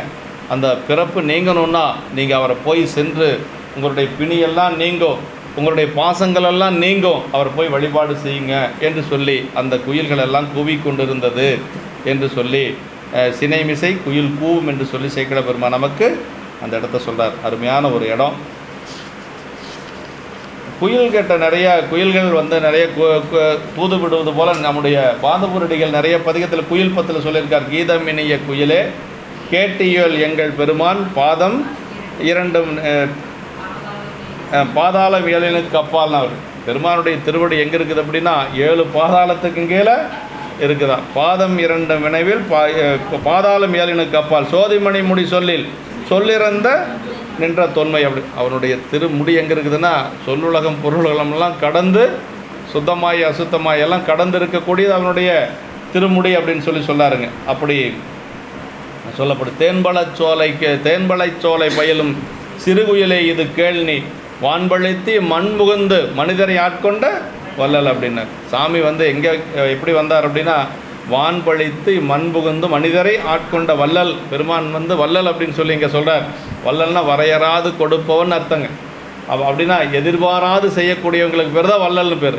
எந்த ஒரு யாராத்துக்கு ஒருத்தர் செய்யறனா கூட எதிர்பார்ப்பு இல்லாமல் செய்யக்கூடியது. இவங்களுக்கு செஞ்சால் புண்ணியம் வரும்னு கூட நினைக்காம செய்கிறது, அதான் வள்ளல் அப்படின்னு. அதான் வள்ளலாக இருக்கார். அங்கே அவர் உட்காந்துருக்கிறார். வள்ளல்னா சும்மா இல்லை, வள்ளல்னா எதிர்பாராது செய்யக்கூடியவங்க தான் வள்ளல். ஆமாம், இங்கே பெருமானை வந்து வள்ளல் அப்படின்னு சொல்கிறார். தேன்பழச்சோலை பயிலும் சிறுகுயிலே இது கேள்னி வான்பழித்து மண்புகுந்து மனிதரை ஆட்கொண்ட வள்ளல். மேலேருந்து கீழே வந்தானா, விண்ணுலகத்திலிருந்து மண்ணுலகத்துக்கு வந்தானா. எதுக்கு வந்தான் அப்படின்னா பெருமான் நம்ம எல்லாம் ஆட்கொள்வதற்காக. ஆமாம், அதான் சொல்கிறார். வான்பழித்து மண்புகுந்து மனிதரை ஆட்கொண்ட வள்ளல் பூன்பழித்து உள்ளம் புகுந்து என் உணர்வது வாய ஒருத்தன் மான்பழி தாண்டமென் நோக்கி மணாலனை நீ வர பூவாய் என்று சொல்லி சொல்கிறாருங்க. அப்படி பெருமான் வருவது நம்மை ஆட்கொள்ளுவதற்கு அப்படிங்கிறத நம்ம மனசில் வச்சுக்கணுங்க. அடுத்த திருப்பாட்டு வன்னி கொன்றை தானே. ஓ, இது அதான் ஒரு ஆமாம் ஆமாம். இன்னொரு பாடல் இருக்குதா, சேமலங்கலன்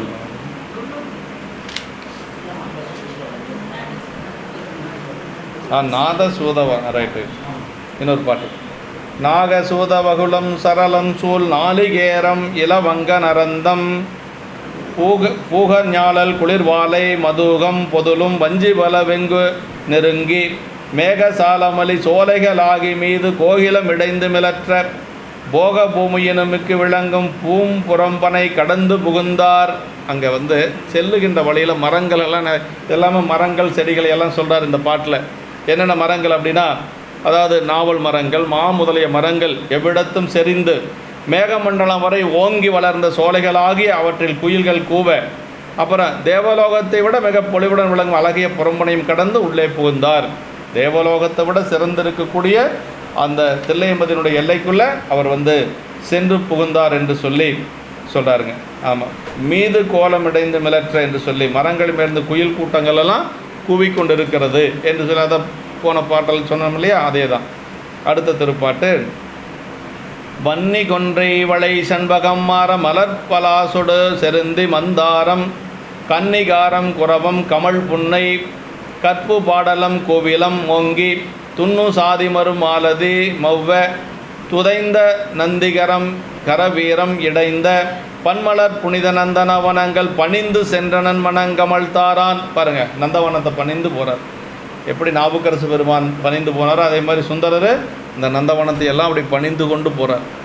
ரொம்ப நல்ல ஒரு இடம். அப்படின்னா அதாவது வன்னி கொன்றை முதலிய பூமரங்கள் ஓங்கியும் சாதி முதலிய ஜாதி மல்லி எல்லாம் சொல்ல முடியல, சாதி முதலிய பூச்செடிகள் பூங்கொடிகள் நிரம்பியும் நந்தியாவட்டம் முதலிய பூச்செடிகள் நெருங்கியும் உள்ள நந்தவனங்களை பணிந்து கொண்டு நம்பிகள் மேற்சென்றார்.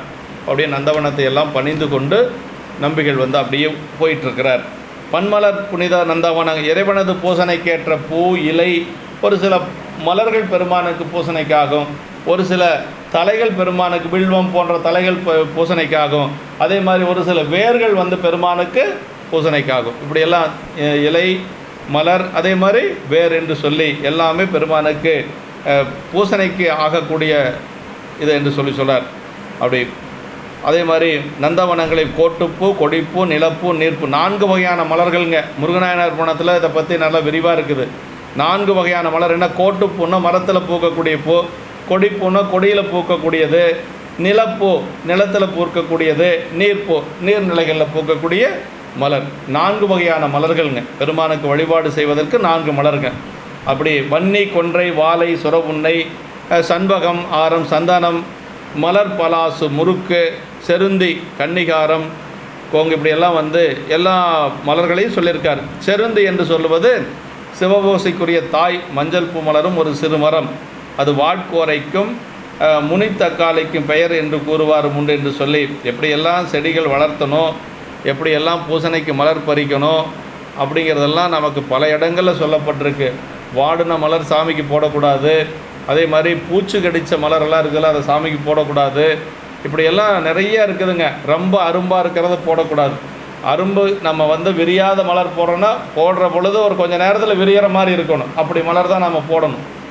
ரொம்ப அரும்பாக இருக்கிறது மலரே மலராதுன்னு வச்சு இன்றைக்கி போட்டால் இன்றைக்கி முழுவதும் அது மலராது அப்படின்னா அதை போடக்கூடாது. நம்ம எந்த பூஜைக்கு உகந்த மலர் என்ன அப்படின்னா அப்படி பெருமான் திருப்படியில் போடுற பொழுது விரியணுங்க, அதுதான் வந்து பூசைக்கு ரொம்ப உகந்த மலர். அப்படின்னா ஏன் அப்படி சொல்கிறாங்க அப்படின்னா அந்த மலரில் வண்டுகள் போய் தேனை உண்டிருக்காது. வண்டுகள் உள்ளே போகாததுக்கு முன்னாடி நம்ம பறிச்சிடணும். வண்டுகள் போனால் அந்த தேன் இருக்காது. தேன் சொரிந்த மலர்கள் பெருமானுடைய பூசைக்கு ரொம்ப உகந்தது.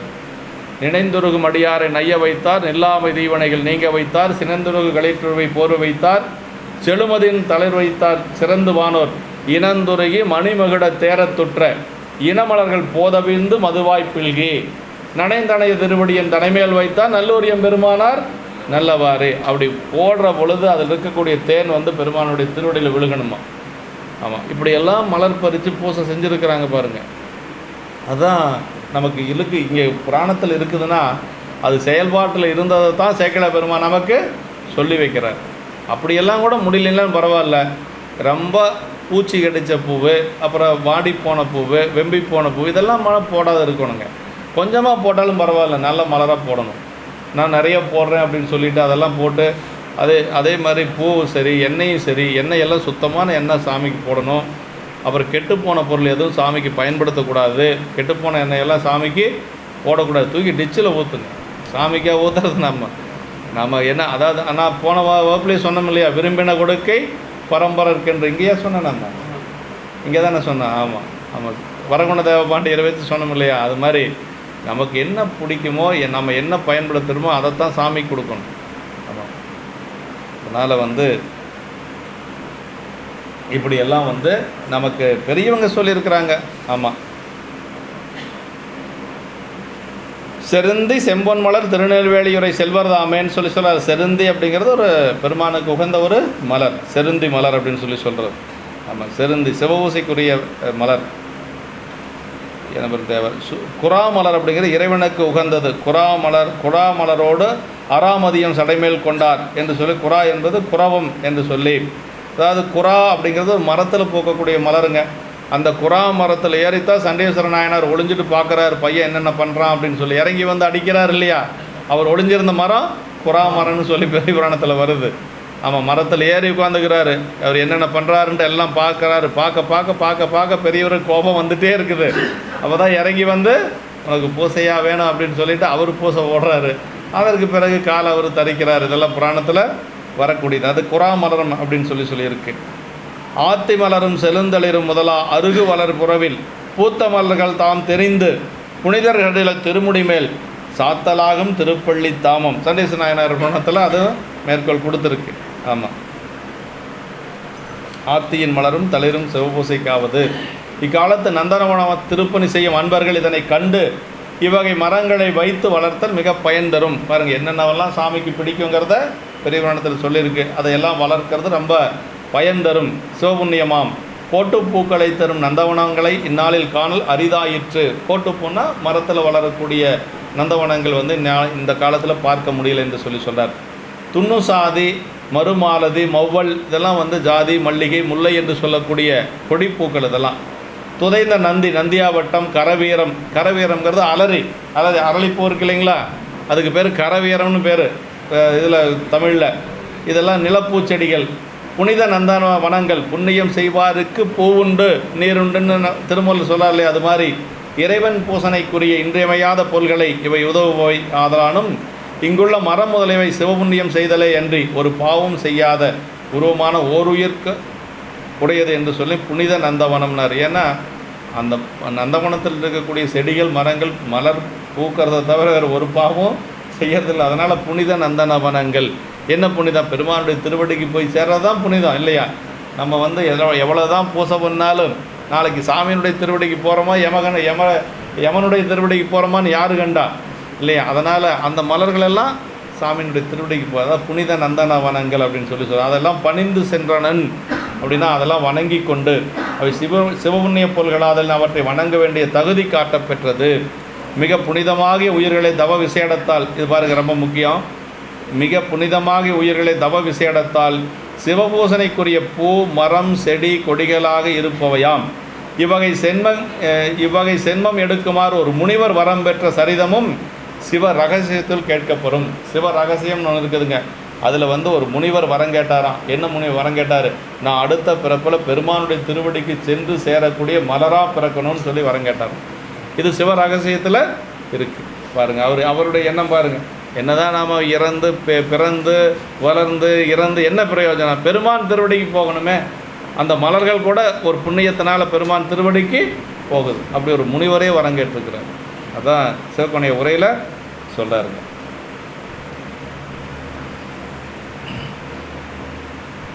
பணிந்து சென்ற மணங்கமல் தாரான் வாசனுடைய திரு அடையாள மாலையாகிய தாமரையை மாலை அணிந்தவர் என்று சொல்கிறார். அடுத்து இடமருங்குதனி நாயகிகான ஏழ்வெறும் புவனம் முய்ய எடுத்து நடனவிண்டரில் சிலம்பொலி போற்றும் நான் மறைப்பதியை நாளும் வணங்க கடல் வளங்கொள்வது போர் புடை சூழும் காட்சி மேவி மிகு செலவோங்கும் தடமருங்கு வளர் மண் சிவரிஞ்சி தன் கிடங்கை எதிர்கண்டு மகிழ்ந்தார். அப்படின்னா இடமருங்கு தனி நாயகிகான அம்மைக்கான ஐயநாட அப்படி தான் சொல்லுவாங்க. பெருமான் வந்து எதுக்காக மேலே அந்த மன்றில் ஆடிட்டுருக்கிறாருன்னா அம்மா பார்க்கறதுக்காக ஆடிட்டுருக்கிறார். அம்மைக்கான ஐயன் ஆடை. ஆமாம், அந்த அம்பாள் சிலை கூட எப்படி வைக்கணுன்னா அப்படி கொஞ்சம் நேராக வைக்கக்கூடாது, சாமியினுடைய திருவடியை பார்க்குற மாதிரி இருக்கணுமா. ஆமாம், சிவகாம சுந்தரி எப்படி நம்ம வைக்கணுன்னா பூத்த பெருமானுடைய தூக்கிய திருவடியை நோக்கி இருக்கிற மாதிரி அந்த காட்சி கொஞ்சம் இருக்கணும். அதுதான் இடமருங்கு தனி நாயகிக்கான ஏழு பெரும் புவனம் உய்யன்னார். அதாவது அம்மா முதல் காரணம் சிவகாம சுந்தரி அம்மைக்கான, இன்னொன்று 7 உலக உயிர்களும் உய்தி பெறனர். 7 உலகத்தில் இருக்கக்கூடிய உயிர்களும் உய்தி பெற வேண்டும் என்பதற்காக எடுத்து கூத்தாடியர்களும் திரு சிலம்பொலி போற்றுகின்ற நான்மறைகளும் துதிக்கும் இந்த தலத்தை எடுத்து அப்படிங்கிறது ரொம்ப முக்கியம். எடுத்த பொற்பாதமும் காணப்பெற்றால் மனித பிறவியும் வேண்டுவதே இந்த மாநிலத்தில். ஆமாம், எடுத்து அப்படிங்கிறது ரொம்ப ரொம்ப முக்கியங்க. அப்படின்னா நம்ம பிறவை குழியிலிருந்து எடுக்கக்கூடிய திருவடிகள். ஆமாம், விநாயகர் வணக்கத்தை சொல்லுகின்ற பொழுது சேக்கிழ பெருமான் எடுக்கும் மாக்கதை இந்தமிழ் செய்யலாயினார். எடுக்கும் மாக்கதைன்னு என்ன தெரியுங்களா? பெரிய புராணம் படித்தோம்னா பிறவி இல்லைங்க. இது நான் சொல்ல சேக்கிழ பெருமான் சொல்லார். இந்த கதை என்ன கதை? அது நம்மளுடைய கதையை நம்ம சொன்னோம்னா அதை பிறப்பு தீரவே தீராது. நம்மளுடைய கதையெல்லாம் இதில் சொல்லக்கூடாது. எடுக்கும் மாக்கதை அப்படின்னார். எடுக்கும் மாக்கதைங்கிறதுக்கு உரையாசிரியர் சொல்லார், பிறவி குழியிலிருந்து மேலே எடுக்கக்கூடிய மாக்கதையா பெரிய புராணம். பெரிய புராணம் படித்தா என்ன நமக்கு கிடைக்கும்? நம்மளுடைய ஆணவ மலை நீங்கும். ஆணவ மலை நீங்கிச்சுன்னா என்ன கிடைக்கும்? நமக்கு பிறப்பு இல்லை. பிறப்பு இல்லைன்னா அடுத்தது முக்தி கிடைக்கும். அதுதான் எடுக்கும் மாக்கதை இந்தமிழ் செய்யலாய் நடக்கும் மேன்மை நமக்கருள் செய்திட தடக்கை ஐந்துடை தாள் செவி நீள்முடி கடக்களிற்றை கருத்துள் இருத்துவாம்னு விநாயகர் பாட்டு சேக்கிழ பெருமான் 3வது பாட்டில் தான் பாடுறார். ஏன்னா அவருக்கு இறைவனே அடியெடுத்து கொடுத்ததுனால அடியெடுத்து கொடுத்த பெருமானுடைய திருவடியை வணங்குறார் முதல்ல. ஆமாம், 2 பாட்டுமே கோத்த பெருமானை தான் பாடுறார். 3வது பாட்டு தான் விநாயகர் பெருமான் பாடுறார். ஏன்னா பெருமான் தானே அடியெடுத்து உலகெல்லாம் அடியெடுத்து கொடுத்தார். அதையே முதலாக வைத்து உலகெல்லாம் பாடினார். உலகெல்லாம் உணர்ந்துவதற்கறிவன் நிலவுலாவிய நிர்மலி வேணியன் அழகில் சோதி நம்பரத்தாடுவான் வலது. அந்த ஒரு பாட்டில் இருக்கக்கூடிய தத்துவம் உலகத்தில் யாரும் சொல்ல முடியாது. இறைவனுடைய சொரூப நிலை வந்துடுது, இறைவனுடைய தடத்த நிலை வந்துடுது, எல்லாமே வந்துடுது அதில். ஆமாம், அந்த ஒரு பாட்டிலேயே எல்லாம் வந்துடுது. இப்படி உயிர்களும் உய்திவர் 7 உலக உயிர்களும் உய்தி பெற எடுத்து கூத்தாடி அருளும் திருச்சிலம்பொலி போற்றுகின்ற 4 மறைகளும் துதிக்கும் இந்த தலத்தை நாமும் தினமும் வலங்கொண்டு வணங்குவோம் என்ற கருத்துடன் கடலை சூழ்ந்து வளைந்தது போன்ற காட்சி. அதாவது 4 வேதங்களும் இதெல்லாம் பெருமானை தினசரி வணங்குறதுனால அந்த கடல் என்ன நினச்சதுன்னா, நம்மளும் பெருமானுடைய திருவடியை சூழ்ந்து வணங்குவோம் அப்படின்னு சொல்லி நினச்சி அந்த கடல் தில்லையம்பதியை கடல் சூழ்ந்தது போல் ஒரு காட்சி இருக்குதான். இப்போ தில்லையம்பதி இருக்குது, 3 பக்கம் கடல் சூழ்ந்த மாதிரி ஏன்னா சாமி வருஷத்தில் ஒரு முறை மாசி மாதம் கடலுக்கு கடலாட போவார். அதனால் அந்த நாமும் தினமும் வளங்கொண்டு வணங்குவோம் என்ற கருத்துடன் கடலானது சூழ்ந்து வளைந்தது போன்ற காட்சி மிக்கதாய் மிக உயரப்போய் மேகந்தவழ்வதற்கிடமாக திருமதில் புறத்துள்ள குளிர்ந்த அகலிகை நம்பிகள் செல்லும் வழியில் எதிரிலே பார்த்து மகிழ்ச்சி அடைந்தார். அங்கே அகலிகள் எல்லாம் நிறைய இருந்திருக்கிறது. நம்பிகள் அதையெல்லாம் பார்த்து மகிழ்ந்து கொண்டே அப்படியே போகிறார். நாயகி காண புவனம் உய்யனர், உலகம் உய்வது நாயகி காண்பதன் பயனாம் என்பது சாத்திரம் என்று சொல்லுகிறார். ஆமாம், எடுத்து நடனவின்றரில் சிலம்பொலினர், அந்த குஞ்சித்த சேவடியை தூக்கி கூத்தாடுவதால் சிலம்பின் எழுகின்ற ஒலி என்று சொல்லாருங்க என்பதற்கு அதாவது தூக்கிய பாதத்தில் அணிந்த சிலம்பு நடம் செய்ததால் ஒலிக்கும் ஒலிகின்றார். எடுத்துனா உயிர்களை பவத்தில் சேரா வகை எடுத்துனர். பவம்னா பிறப்பிலிருந்து எடுக்கக்கூடிய திருவடி, பெருமானுடைய திருவடி தான் அந்த திருவடி. ஆமாம், உயிர்களை பவத்தில் சேரா வகை எடுத்து இது சிருட்டி தொடக்கம் என்று சொல்கிறாருங்க. நாதத்துக்கு காரணமாக சுத்தமாயை தனக்கு தாரகமாகிய அதன் தாள்களாகிய ஞானக்கிரியா சக்தியில் அடங்கி நின்று தன் காரியமாகி அதனை தோற்றுவிக்கும் என்று சொல்லி சுத்தமாயை சிலம்பும் நாதம் சிலம்பொலியுமாம் என வழங்கப்பெறும் என்று சொல்கிறார். நல்வினை ஒளி என்பதும் அதுதான் சொல்கிறார். திருச்சிலம்போசை ஒளி வழியே சென்று நிறுத்தனை கும்பிடு என்று உந்தி பெற என்று சொல்லி நமக்கு திருவுந்தியாலே சொல்லப்பட்டிருக்கு. சீரார் திருவடி தின்சிலம்பு சிலம்பொலிக்கு என்று சொல்லி திருவாசகத்தில் சிலம்பொலி யாருக்கு கிடைச்சதுன்னா 2 பேர்த்துக்கு தான் சிலம்பொலி கிடச்சிதுங்க. சேரமான் பெருமான் நாயனாருக்கு கிடச்சிது. அதே மாதிரி வாதபூரடிகளுக்கு கிடைச்சது. வாதபூரணி பாதச்சிலம்பொலி காட்டிய பரிசும் வாதபூரணில் வந்தினை தருளி பாதச்சிலம்பொலி காட்டிய பரிசும் என்று சொல்லி நம்முடைய மணிவாசக பெருமான் பாடுறார், அவருக்கு கிடைச்சது. அதே மாதிரி தில்லையம்பதியில் யாருக்கு கிடைச்சது அப்படின்னா சேரமான் பெருமான் நாயனாருக்கு கிடைச்சது.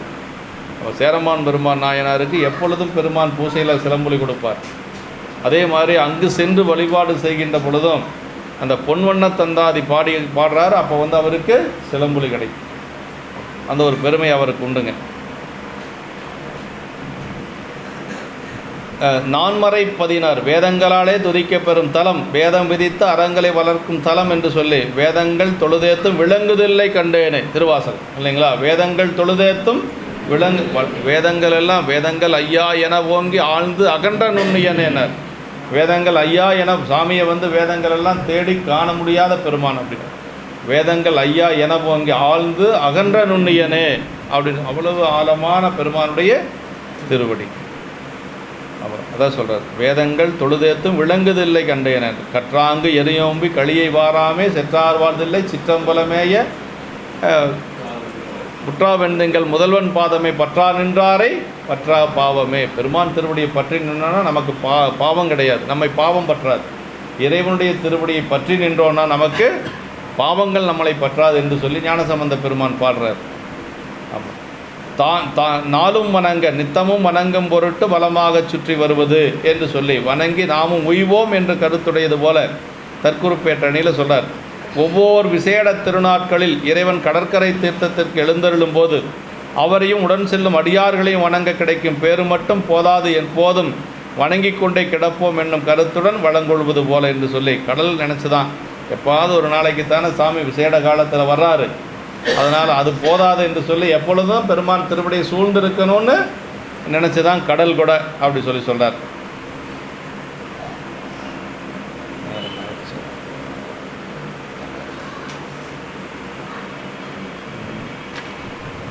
ஒரு 5 நிமிஷம் அதிகமான பரவாயில்லைங்களா?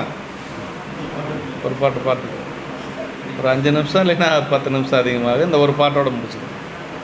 மன்றுள்ளாடும் அது இன்னிசையாலே மறை சுரும்பறை புறத்தின் மருங்கே குன்று போலும் மணிமாமதில் சூலும் குண்டகள் கமல வண்டலர் கைதை துன்று நீருபுனை மேனிய ஆகி தூய நீருபுனை தொண்டர்கள் என்ன சென்று முரல்கின்றன கண்டு சிந்தை அன்போடு திளைத்தெதிர் சென்றார். இந்த வண்டுகளை எல்லாம் பார்க்கிறார். இந்த வண்டுகளை எல்லாம் பார்க்கறதுக்கு அவருக்கு அப்படியே ஒரு அடியார் பாடிக்கொண்டு செல்வது போல இருக்குது. திரு அம்பலத்தில் ஆடுகின்ற தேனின் ஆசையால் உள்ள அந்த வேதங்கள் அரற்ற அதன் வெளிப்பக்கத்தே வேதங்கள் எல்லாம் அப்படியே முழங்கி கொண்டிருக்கிறது. அப்புறம் வெளிப்பக்கத்தில் வந்து மலைவோடு உயர்ந்த மதிலை சூழ்ந்த ஆழ்ந்த அகலையின் மலர்ந்த தாமரையில் இருந்த வண்டுகள், தாமரை மலரிலிருந்து வண்டுகள் எல்லாம் அப்படியே ரீங்காரம் செய்கிறது. மேலெழுந்து தாளை மலரில் செறிந்த மகரந்தத்திலே படிந்த மேனியுடையனவாகி அப்படி தாளை மலர் பூத்திருக்குது. அந்த தாளை மலரில் போய் அப்படி படுத்து அந்த மகரந்தமெல்லாம் அந்த வண்டுகளுக்கு மேலே இருக்குதான். அப்படி இருக்கிற பொழுது படிந்த மேனியுடையனவாகி அதனாலே புனிதமாகிய திருநீறு பூசிய சிவனடியார்களை போன்று தோற்றத்தோடு போய் முறகின்ற காட்சி. அதாவது அந்த வண்டுகள் எல்லாம் அந்த மேலே இருக்கக்கூடிய மகரந்த இருக்கிறதுனால இப்போ எப்படி இருக்குதுன்னா ஒரு திருநீறு பூசிய சிவனடியாரை போல இருக்குதான் சுந்தரருடைய கண்ணு. இதே மாதிரி ஒரு காட்சி எங்கே வருதுன்னா முருகநாயனாருடைய புராணத்தில் வருதுங்க. முருகநாயனாருடைய புராணத்தில் விடியற்கால நேரம் அங்கே வந்து அந்த ஊரில் வந்து எல்லாரும் சிவனடியார்கள் நிரம்பிருந்தாங்களாம். அப்படி திருநீறு பூசிக்கொண்டு அவங்க எல்லாம் அந்த நேரத்தில் காலை நேரத்தில் அப்படி போயிட்டு இருந்தாங்களாம். வண்டுகள் எல்லாம் அப்படியே அந்த பறந்துட்டு இருந்ததான். அந்த வண்டுகள் கூட வெள்ளை நிறத்தோட காட்சி கொடுத்துதான். அந்த திருநீற்றினுடைய ஒளியில் வண்டுகள் எல்லாம் எப்படி தெரிஞ்சது? வெள்ளை வெள்ளையர்னு தெரிஞ்சுதான். அப்படி ஒரு ஓமை சொல்வார் சேக்கிழார் பெருமான். அது மாதிரி இங்கே அந்த வண்டுகள் வந்து அது வந்து தாமரை மலரில் இருக்கக்கூடிய வண்டுகள், அது எழுந்து வந்து தாளை மடல் இருக்குது பாருங்கள், அந்த மடலில் இருக்கக்கூடிய அந்த மகரந்தமெல்லாம் அது மேலே பட்டு அப்படி பறந்து போகுது. அந்த கருமை நிறம் மாறிடுச்சு. இப்போ அது மேலே ஒரு நீர் பூசிய கோலத்தோடு போகுதான். நம்பிகள் வந்து இப்போ கோயிலுக்கு வர்றார் அப்படி சொல்கிறார். அப்படி புனிதமாகிய திருநீர் பூசி சிவனடியார்களை போன்ற தோற்றத்தோடு போய் முரல்கின்ற காட்சி என்று சொல்கிறார்.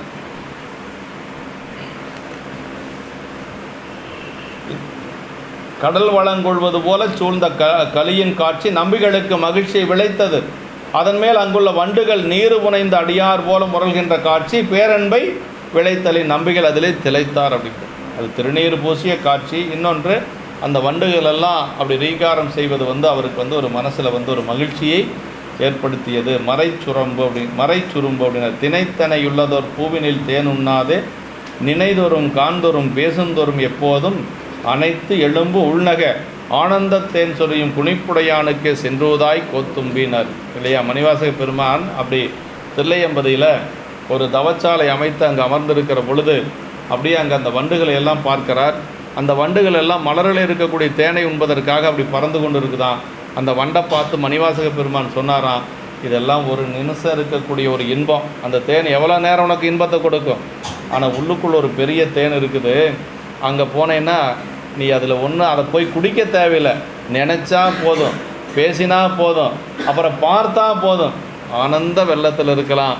அதனால் அங்கே இருக்கிற தேனை போய் நீயே பாருன்னு சொல்லி மணிவாசக பெருமான் அந்த வண்டுகளை பார்த்து பாடியதான் அந்த கோத்தும்பியில் வர்றது. திணை அது என்ன, ஒரு திணையளவு தேன் இல்லையா, திணைத்தனை உள்ளதோர் பூவினில் தேன் உண்ணாதே நினைதோறும் காண்தோறும் பேசுந்தோறும் எப்பொழுதும் அனைத்து எலும்பு உள்நக ஆனந்த தேன் சுரியும் புனைப்புடையானுக்கு சென்றுவத. அப்படி நினச்சா போதும், பேசினா போதும், பார்த்தா போதும், எலும்பெல்லாம் உருகக்கூடிய அளவுக்கு அந்த ஆனந்தத்தை கொடுக்கக்கூடிய கூத்தன் உள்ளே இருக்கிறான், அவனை போய் வழிபாடு செய்யுங்க என்று சொல்லி வாதவூரடிகள் பாடுறாருங்க. இப்படி மணிவாசக பெருமான் வந்து சொல்கிறாருங்க. அது மறைச்சுரும்பர் அப்படின்னு சொல்லியிருக்காரு. மதுவின் நசையால் இந்த இடைமருதில் ஆனந்த தேன் சுரியும் பொந்தை பரவி நாம் பூவள்ளி கொய்யாமோ, திருவிடை மருதூரில் சொல்கிறார். இந்த இடைமருதில் ஆனந்த தேன் சுரியும் பொந்தை பரவி நாம் பூவள்ளி திருப்பூவள்ளியில் சொல்கிறார். மதுவின் நசையாலே என்று சொல்லி சொல்கிறார். மதுவின் நசையாலே என்று சொன்னால் சிறு சிறு துளியாய் பல பூக்களில் போய் உண்டும் நிரம்பாது நாவிற்கு மட்டும் சிறிது காலம் இனிமை தருவதும் அதிகம் உண்டால் நோய் தருவதுமான தேனை தேடி அலையாது பெருந்திரளாக ஒரே இடத்தில் நுகரத்தக்கதாய் எல்லா இந்திரியங்களுக்கும் உயிருக்கும் எப்போதும் இனிமை தரக்கூடியது இந்த தேன் என்று சொல்லி. தேன் அப்படின்னா தானும் கெடாது, தன்னை சார்ந்த பொருளையும் கெடுக்க. அப்போ பெருமான் எப்படி, அவனுக்கு என்றைக்குமே கேடு கிடையாது இல்லையா, பெருங்கேடுலியப்பர் இல்லையா. இங்கே பேர் என்ன அவருக்கு, பெருங்கேடுலியப்பர். அழிவில்லாத பெருமான், கேடு இல்லாத பெருமான். அப்படின்னா அவருக்கு எப்பவும் கேடு இல்லை, நம்ம கேடுகளை நீக்கக்கூடிய பெருமான் அவர். அதான் பெருங்கேடுலியப்பர் அப்படிங்கிற அருமையான தமிழ் பேர் வச்சுருக்கிறாங்க நமக்கு. அவிநாசி, வினைகள் நாசமாக்கக்கூடிய பெருமான். அதனால் அவனை போய் நம்ம பார்க்கணும். அப்படி அந்த இம்மலை பெருந்தேன் சூழ்ந்து மதுமலர் ஈக்கள் மொய்த்து மருங்கெழு மொழிகள் என்றான் என்று சொல்லி அது பின்னாடி வருதுங்க. அதாவது இந்த தேன் வந்து நிரம்ப இடத்துல வருது, கண்ணப்ப நாயனருடைய புராணத்தில் வருது. அவர் நேரம் மலைக்கு முதன்னு செல்லுகின்ற பொழுது அப்படியே ஒரு பெரிய ஓசை கேட்கும். 5 துந்துவிகளுடைய ஓசை, அது தேன் பூச்சியினுடைய ஓசை அல்ல. 5 துந்துவிகளுடைய ஓசை எப்போ வரும் அப்படின்னா அந்த மதிய உச்சிகால பூஜையில் வரும். உச்சிகால பூஜையில் தேவர்கள் எல்லாம் வந்து வழிபாடு செய்வாங்க. கைலாயத்தில் எப்படி தேவர்கள் சிவபெருமானை வழிபாடு செய்வாங்களோ அதே மாதிரி காலத்தில் வழிபாடு செய்வாங்க. நீங்கள் காலத்தில் 12 மணிக்கு இருந்தீங்கன்னா தேவர்களுடைய அனுக்கிரகமும் உங்களுக்கு கிடைக்கும். பெருமானுடைய அனுக்கிரகமே பெருசு. ஆனால் தேவர்கள் எல்லாம் பெருமானை வழிபாடு செய்வதற்கு உச்சி காலத்தில் வருவாங்களாம். அந்த ஒரு ஓசை கேட்குது. கண்ணப்ப நாயனார் மேலே ஏறிட்டு இருக்கிற பொழுது நானன் கூட வர்றான். நானன்ட்ட கேட்குறாரு, ஏப்பா இது என்னப்பா ஓசை அப்படின்னு சொல்லி கேட்குறாரு. அவன் என்ன சொல்கிறான்னா அவனுடைய அறிவு கெட்டுனது சொல்கிறான். இந்த மலையில் தேன் பூச்சி நிறையா இருக்கும் சாமி, அந்த தேன் பூச்சி எல்லாம் கத்திகிட்டு இருக்குது, வேற ஒன்றும் இல்லை அப்படின்னா நானன். ஆனால் சேக்கிழ பெருமான் சொல்கிறார், தேன் பூச்சி இல்லை, அதாவது அங்கே வந்து தேவர்கள் வந்து வழிபாடு செய்கின்ற பொழுது 5 துந்துவிகளுடைய ஓசை அப்படிங்கிறார். ஆமாம், அப்படி வந்து அந்த இம்மலை பெருந்தேன் ஓசை அப்படின்னு சொல்லி அவன் சொல்கிறான், நானன் சொல்கிறான். ஆனால் தேன் பூச்சியினுடைய ஓசை இல்லை அப்படின்னா கைலை பாதி காலத்தை பாதிம்பாங்க. கைலை பாதி காலத்துக்கு அவ்வளவு பெருமை உண்டு.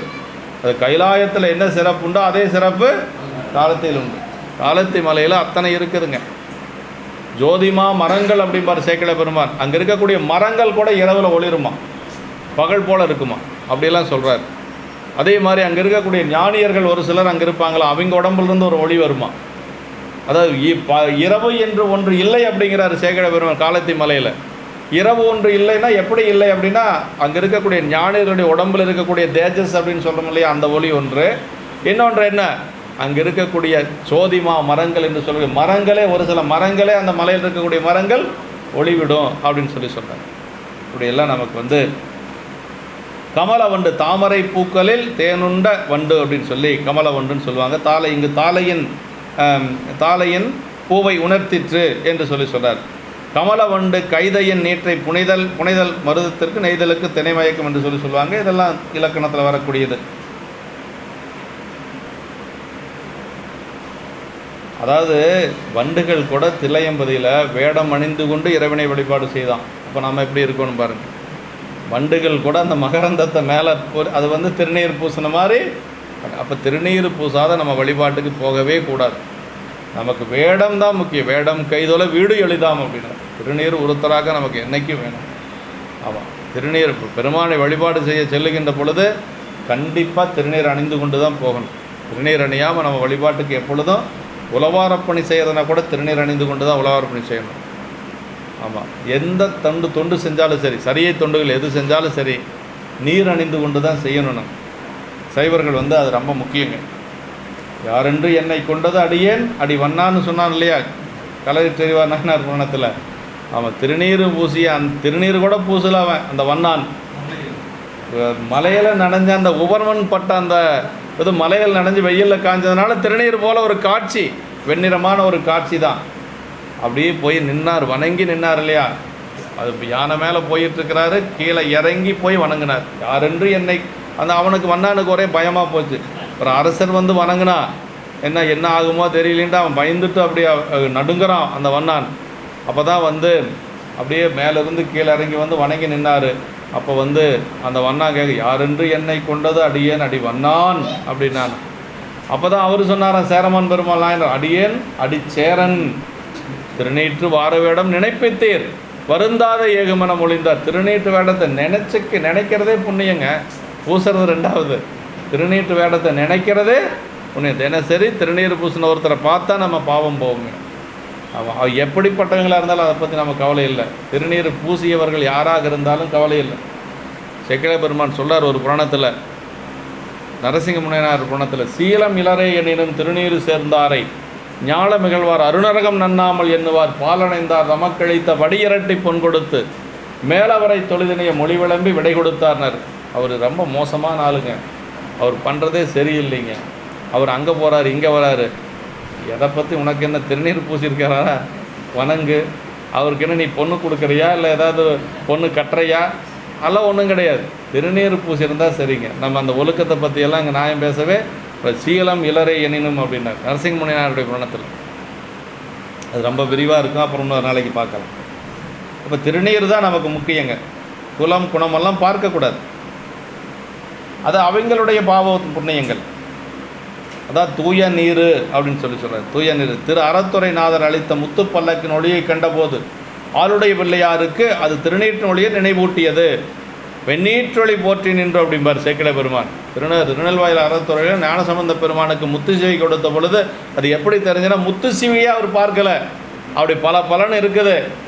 அது பார்க்கறதுக்கு அவருக்கு திருநீற்று ஒளி மாதிரி தெரிஞ்சுதான். அதனால் வலம் வந்தாராம் ஞானசம்பந்த பெருமான். வலம் வந்து அதற்கு பிறகு அது மேலே ஏறினான். ஆமாம், சோதிமுத்தின் சிவியை சூழ்ந்து வந்து பார் மீது தாழ்ந்த வெண்ணீற்றொளி போற்றி நின்று ஆதியார் அருள் ஆதலின் அஞ்செழுத்து ஓதி ஏறினார் உய்ய உலகலாம் அப்படின்னு. ஆதியார் அருளாதலின் திருநீற்று ஒளியாக தெரிஞ்சது. திருநீற்று ஒளியாக தெரிஞ்சவொடனே எப்படி நினச்சார்னா, இது சிவபெருமானுடைய திருவருள் நினச்சாராம். சிவபெருமானுடைய திருவருள் என்ன செய்யணும், நாம் வணங்கணும் இல்லையா, அதனால் வணங்கி வந்தாராம், அஞ்செழுத்தை சொன்னாராம், அதற்கு பிறகு ஏறினார். எப்படியெல்லாம் நம்ம பெரியவங்க இருந்திருக்கிறாங்க பாருங்களேன். ஆமாம், மகரந்தம் பூசிய நிலை. ஞாலத்து உயர்காலி ஞான சம்பந்தன் சொன்ன சீலத்தார் கொள்கை சிற்றம்பலமைய சூழப்படையானை சொன்ன தமிழ் மாலை கோலத்தார் பாட வல்லார் நல்லார் என்னார். கோலத்தார்னு என்ன தெரியுங்களா, திருநீர் பூசிட்டு தான் நம்ம தேவாரமே படிக்கணும். ஆமாம், கோலத்தார் பாட வல்லார் நல்லார். கோலத்தார்னு என்ன, சிவகோலத்தோடு பாடணும், அதுதான் ரொம்ப முக்கியம்.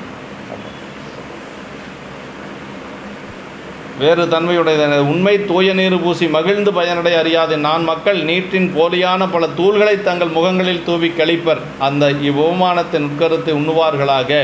இந்த உவமானத்தில் நீரு பூசுதல், கழித்தல், மறைபாடுதல் தொண்டர்க்கும் வண்டுக்கும் பொதுத்தன்மைகளாம். இக்கருத்தையே தொடர்ந்து தேமருமன் சுரும்பிசையால் செலுஞ்சாமம் பாடுமாள் என்று சொல்லி ஞானசம்பந்த பெருமானுடைய புராணத்திலையும் சொல்லப்பட்டிருக்கு. அதனால் இந்த இப்போ வந்து எங்கே இருக்கிறாரு, இன்னும் அந்த எல்லையில் தான் இருக்கிறாரு, உள்ளே போகலை. இனிமேல் தான் வடக்கு திசைக்கு வரப்போகிறாரு. அவரை எப்படி வரவேற்றாங்க அப்படிங்கிறது நமக்கெல்லாம் சேக்கிழ பெருமான் ஒரு பாடம் சொல்லி கொடுக்குறாரு. ஒரு அடியார்களை எப்படி நம்ம வணங்கணும், எப்படி வரவேற்கணும் அப்படிங்கிறது. அவர் அப்படியே வடக்கு திசை வழியாக வந்துட்டுருக்கிறார். அவர் வர்றாருங்கிற செய்தி தில்லையம்பதியில் இருக்கக்கூடிய அடியார்களுக்கு போகுது. இவங்களும் போகிறாங்க, அவரும் வர்றாரு. 2 பேரும் விழுந்து வணங்குறாங்க. யார் முதல்ல விழுந்து வணங்குனான்னு தெரியலைங்கிறார் சேக்கிழ பெருமான். யார் முன்னாடி விழுந்து வணங்குனாங்கன்னு தெரியல. நம்ம எப்படின்னா, அவங்க வணங்கிட்டு அப்புறமா பார்க்கலாம், அவன் வணங்காத போனால் நம்மளும் அப்படியே போயிட்டா போதும். பின்ன நம்மளுடைய அறிவு அப்படி. ஆனால் சுந்தரர் அப்படி நினைக்கல. சுந்தரர் எவ்வளோ பெரியவர், தம்பிரான் தோழர், அதுபோக ஒரு பெரிய ராஜா இல்லையா. அவர் என்ன நினச்சாராம், சிதம்பரத்தில் இருக்கிறாங்க இவங்கெல்லாம் யார், கூத்த பெருமானுக்கு அடிமை செய்யக்கூடிய அடியார்கள், அவங்கள முதல்ல நான் வணங்கணும்னு சுந்தரர் நினச்சாராம். இந்த தில்லையில் இருக்கக்கூடிய அடியார் என்ன நினச்சாங்களா, சிவபெருமானே ஆட்கொள்ளப்பட்ட ஒரு தோழர் அவர். அவர் வர்றாரு, அவரை நாம் முதல்ல வணங்கிக்கலான்னு சொல்லி 2 பேரும் விழுந்தாங்களாம். யார் முன்னாடி விழுந்து வணங்கினான்னு என்னால் சொல்ல முடியலைன்றார் சேக்கிழார் பெருமான். இப்படி தான் அடியார்களை வணங்கணும். அதை அடுத்த வாரம் நம்ம சிந்திச்சுக்கலாம். ஆமாம். என்றும் இன்பம் பெருக முயல்வினால் ஒன்று காதலின் துள்ளமும் மங்கிட மன்றுளார் அடியாரவர் வான்புகழ் நின்றதெங்கும் நிலவி உலகலாம். வான்மிகள் வளாது பெய்க மலிபலம் சுரக்க மன்னன் கோன்முறை அரசு செய்க குறைவிலாது உயிர்கள் வாழ்க. நான்மறை அறங்கள் ஒங்க நற்றவும் வேள்வி மல்க. மேன்மைகொள் சைவநீதி விளங்குக உலகமெல்லாம். மேன்மைகொள் சைவநீதி விளங்குக உலகமெல்லாம். அடுத்த வாரம்